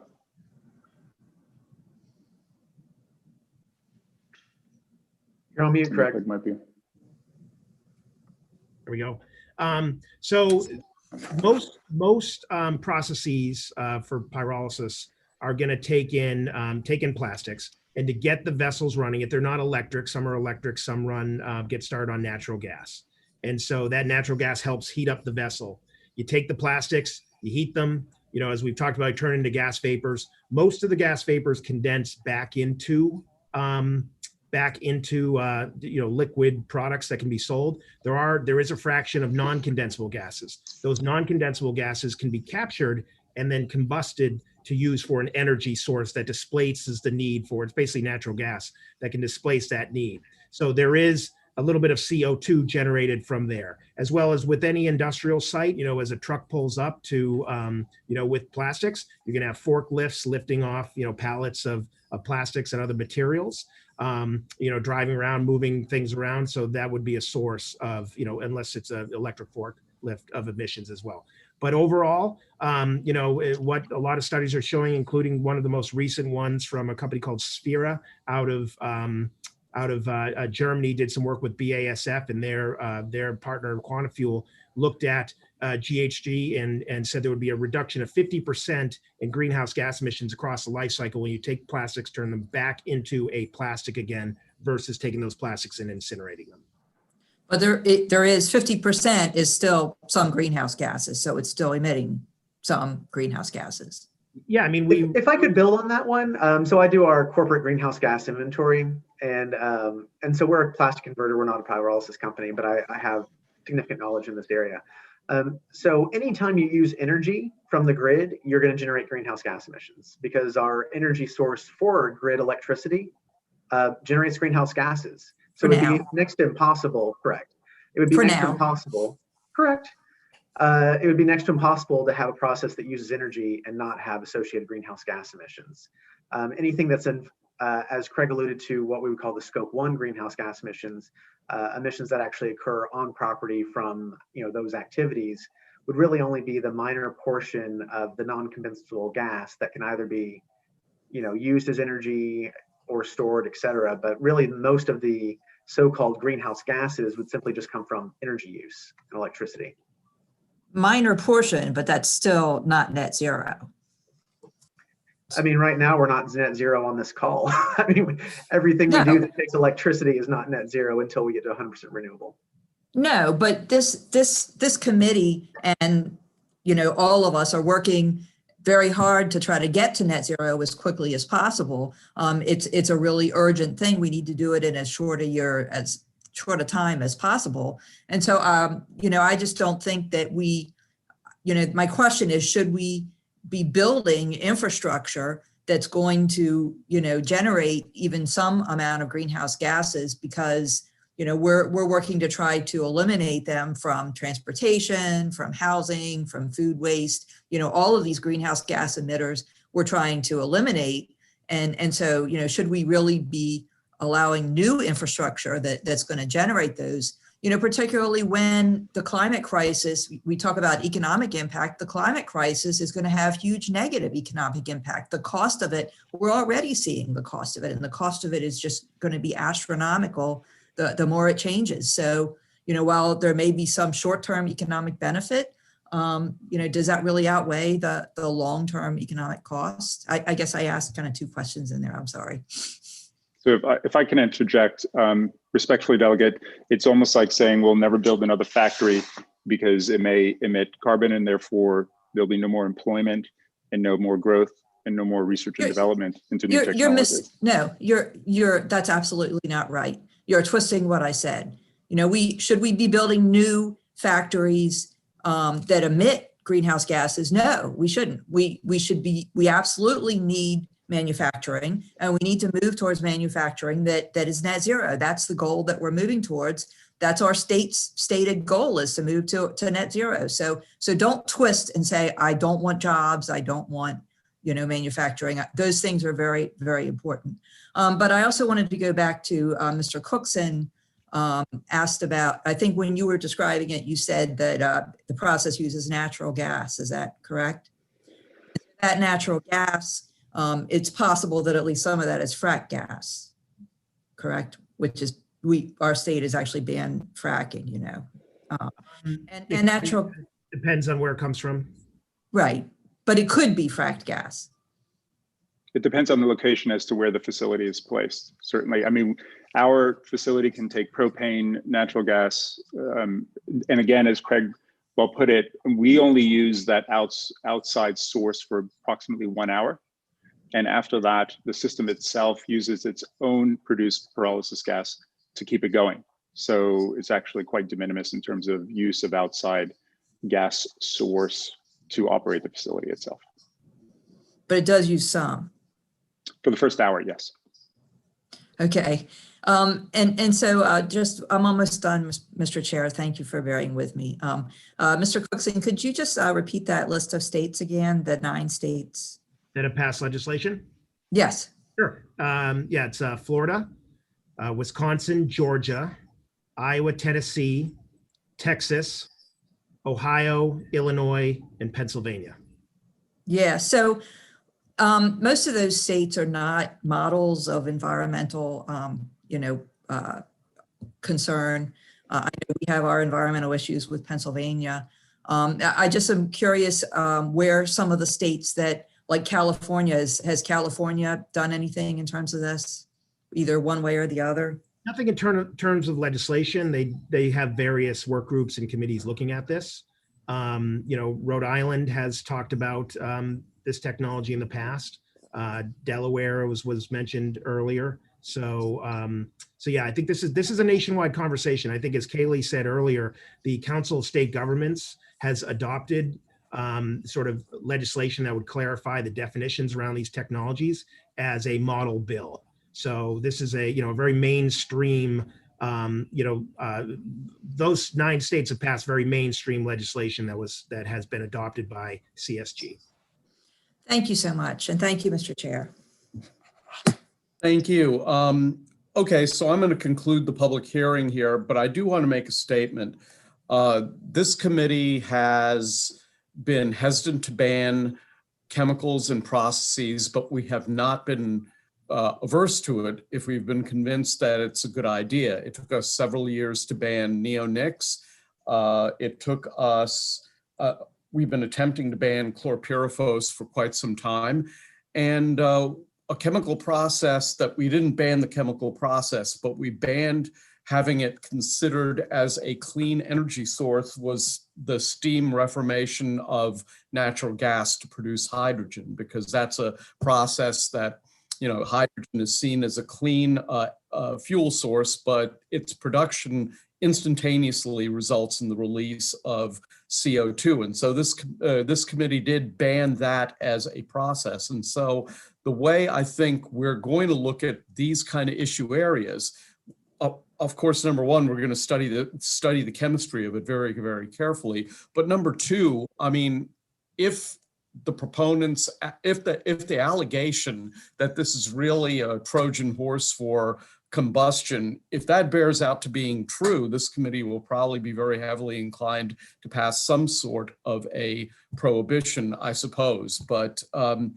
that's, I'm very glad that we had this very lengthy public hearing, and I'm very glad that we had a pretty intellectual discussion on all of these topics. And for that reason, I want to thank the proponents and the opponents, and I especially want to thank the scientists on both sides of this issue, because our committee has a reputation, I think, of being very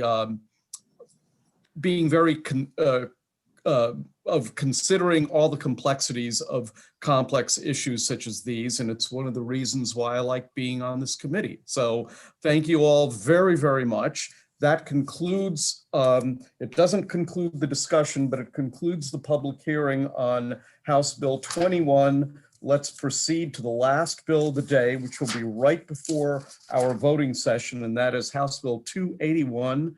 Delegate Chang.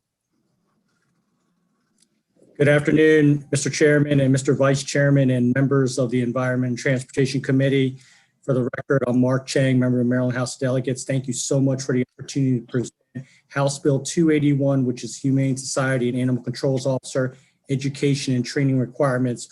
What this bill does is sets the standards of professionalism in animal welfare and public safety, and has two requirements. First requirement is that within the first 12 months of employment, new officers of Humane Society or Animal Control shall complete at least 80 hours of training that's approved by their unit or county or municipality. And the second one is a continuing education requirement, which requires all officers of a Humane Society or Animal Control facility to complete at least 6 hours of continuing education requirements. And that's also approved by the appropriate unit or county or municipality.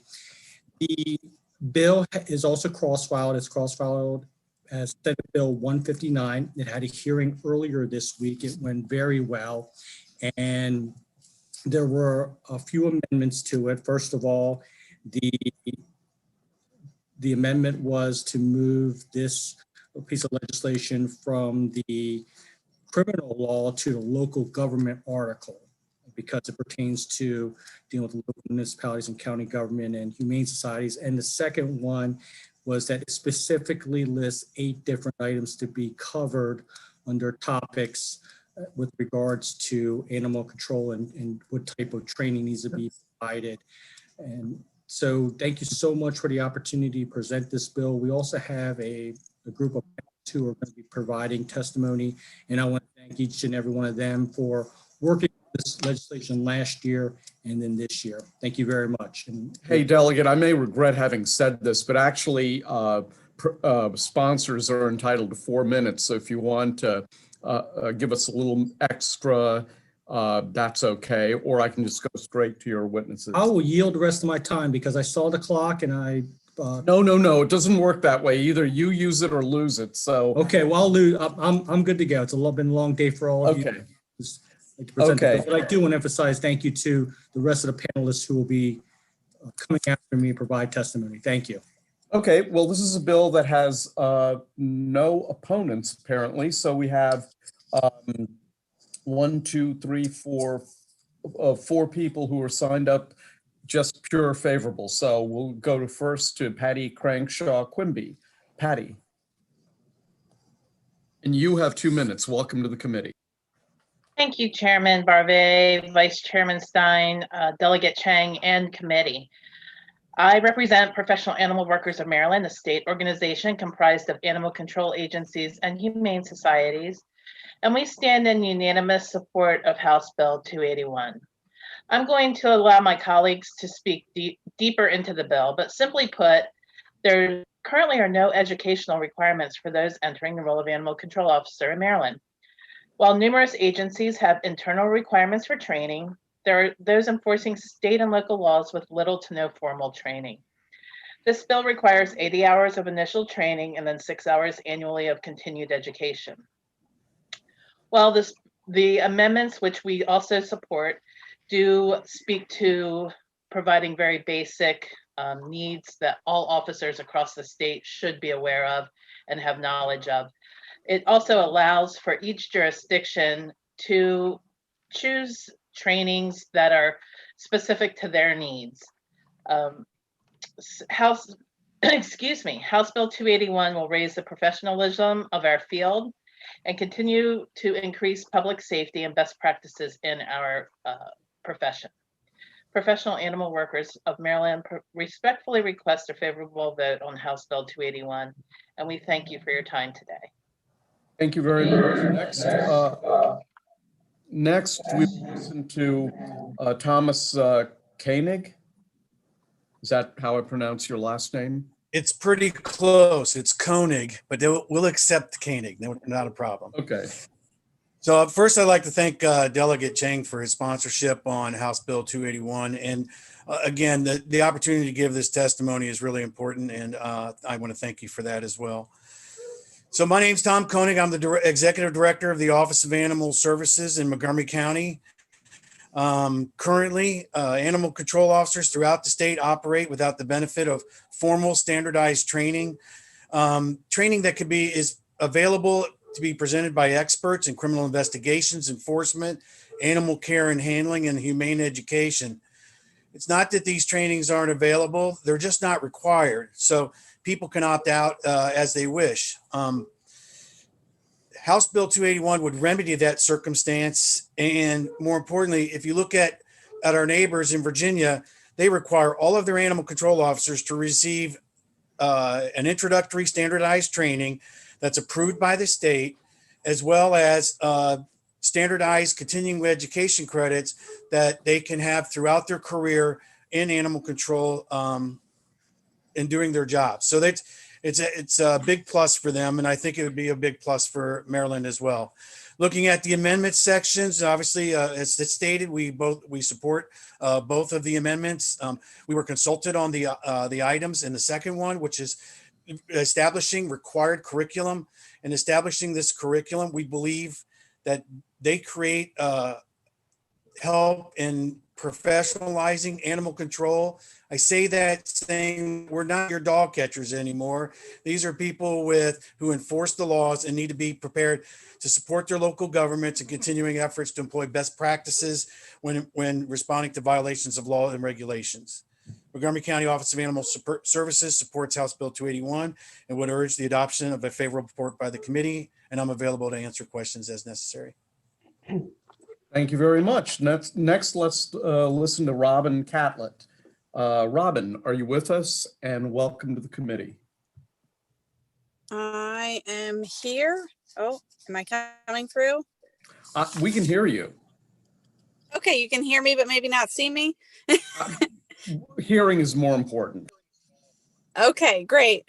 So I will do my best to be brief and not restate too much of what my colleagues said. So first of all, good afternoon, Chairman Barb and members of the committee. My name is Robin Catlett, and I'm the administrator for Anne Arundel County Animal Care and Control. Thank you, Delegate Chang, for sponsoring this bill. We really appreciate it because we want to help our industry be as professional as we can be. As Tom stated, there's currently no educational requirements. And this bill is requiring 80 hours of initial training within the first 12 months of employment for an animal control officer and 6 hours annually of continuing education. And I do understand there's amendments coming in to be a little bit more detailed about that training, which we support. Anne Arundel County Animal Care and Control strives to be an example of how animal care and control agencies should operate. Our animal control officers currently complete training at the East Coast Animal Control Academy, a state-approved humane euthanasia by injection training through PAWS, at the Anne Arundel County Police Department, as we are to complete trainings that are applicable to our field, as well as additional training throughout the year and field training with an officer prior to being released on their own. Journalism in the field of animal control, and how sometimes we get referred to as, to make us the professionals that we should be. Anne Arundel County supports these continuing efforts and believes that these changes would not only support public safety, but also the safety of the animal care and control officers responding to places in the field to ensure that they are equipped to properly handle those things and ensure that best practices are followed. Anne Arundel County respectfully requests favorable vote on House Bill 281, and I am available to answer any questions. And again, thank you all for your time. Thank you very much. The last witness today will be Lisa, who's signed up in favor of the bill. Lisa, welcome back to the committee. Good afternoon, Chairman Barve, Vice Chairman Stein, members of the committee. My name is Lisa Radov. I'm the President and Chairman of Maryland Votes for Animals, here in support of HB 281 with the 2 amendments. First, I'd like to share some breaking news that the Senate cross-file of this very bill with the 2 amendments passed second reader with no opposition. We support the 2 sponsors' amendments that you've heard about to make this bill conform to the Senate cross-file. The hour is late. You've heard from the experts. I'm going to leave you with one thought. As a former owner of Gebco Insurance Associates and a licensed Maryland insurance agent for over 30 years, my agents and I had to pass a test with a lot of training to become licensed property and casualty and life and health agents in the state of Maryland. Every 2 years, we were required to complete 24 hours of continuing education. In short, I think most Marylanders would agree that having a trained animal control officer in a dangerous dog situation is at least as important, if not more important, than having a trained auto insurance agent give you your binder number so you can drive your new car off the lot. And with that, I would like to thank Delegate Chang and ask for a favorable report. Thank you. Thank you very much. We do actually have a couple of questions here, and the first goes to Delegate Healy. Delegate Healy. Thank you, Mr. Chairman. Delegate Chang, I really appreciate this bill. My question is about those entities like the municipalities, the smaller ones that may not have a full-time animal control person. They might have somebody fill in, maybe a police officer, maybe a code enforcement officer, some other person.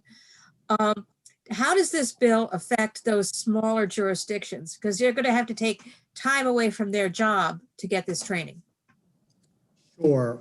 The programs that exist right now through the National Control and Care Association and also the East Coast Animal Control Academy, they offer both online and in-person training. And obviously right now, a lot of what we're doing right now is online. So that training is available online. As mentioned earlier, the bill would have in the beginning, initially for new hires, 80 hours. So they would have that completed within the first 12 months. So they have a whole year to have that completed. And thereafter, for veteran animal control personnel, it would be 6 hours. So that 6 hours could be completed within a year.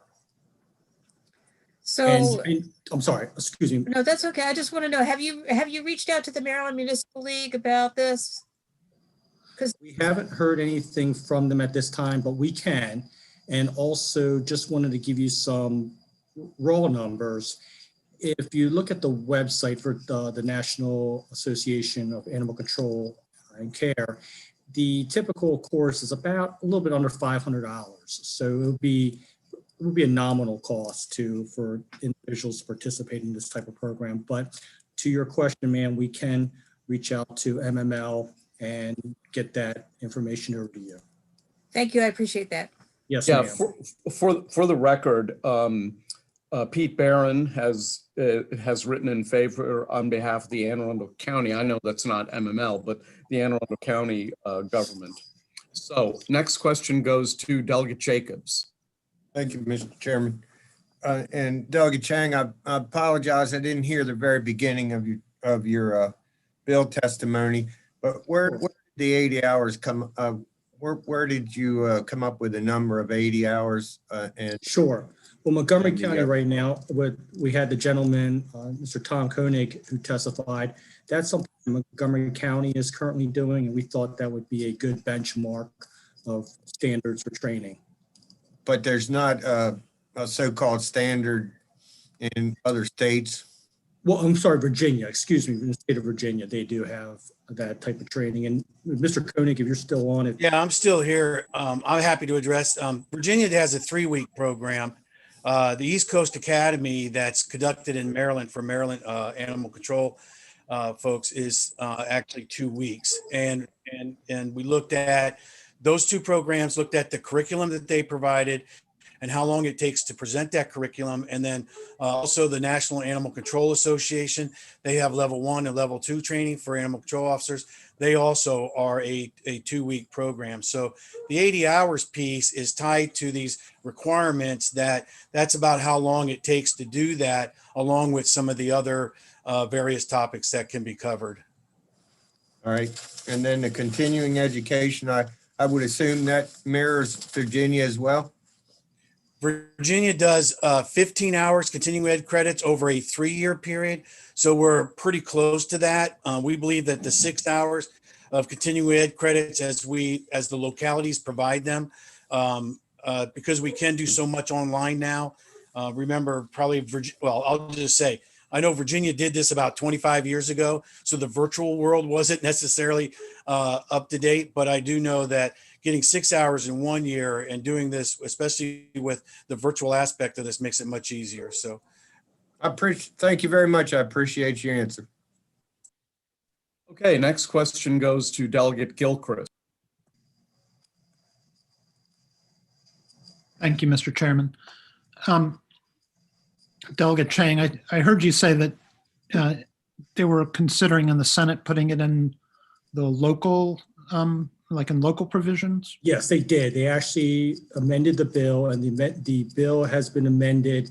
And as Lisa, thank you very much to Ms. Radall for the announcement. The bill that has passed second reader in the Senate, that has the bill was originally drafted to be in criminal law section, but it has been amended to be in the local government article. I see in the bill that that in existing law, an officer of a humane society, if an officer of a humane society sees a person committing a misdemeanor that involves cruelty to an animal, the officer shall arrest and bring before the district court the person committing the crime. Do we know if humane society officers are doing this often in Maryland? If I may have deferred to the professionals who are in the field. Yeah, does anybody have an answer for that? I can speak to that. As far as I'm Patty Quimby, President of Professional Animal Workers of Maryland and Chief Animal Control Officer for Talbot County. We file charges with our commissioners and then go forward.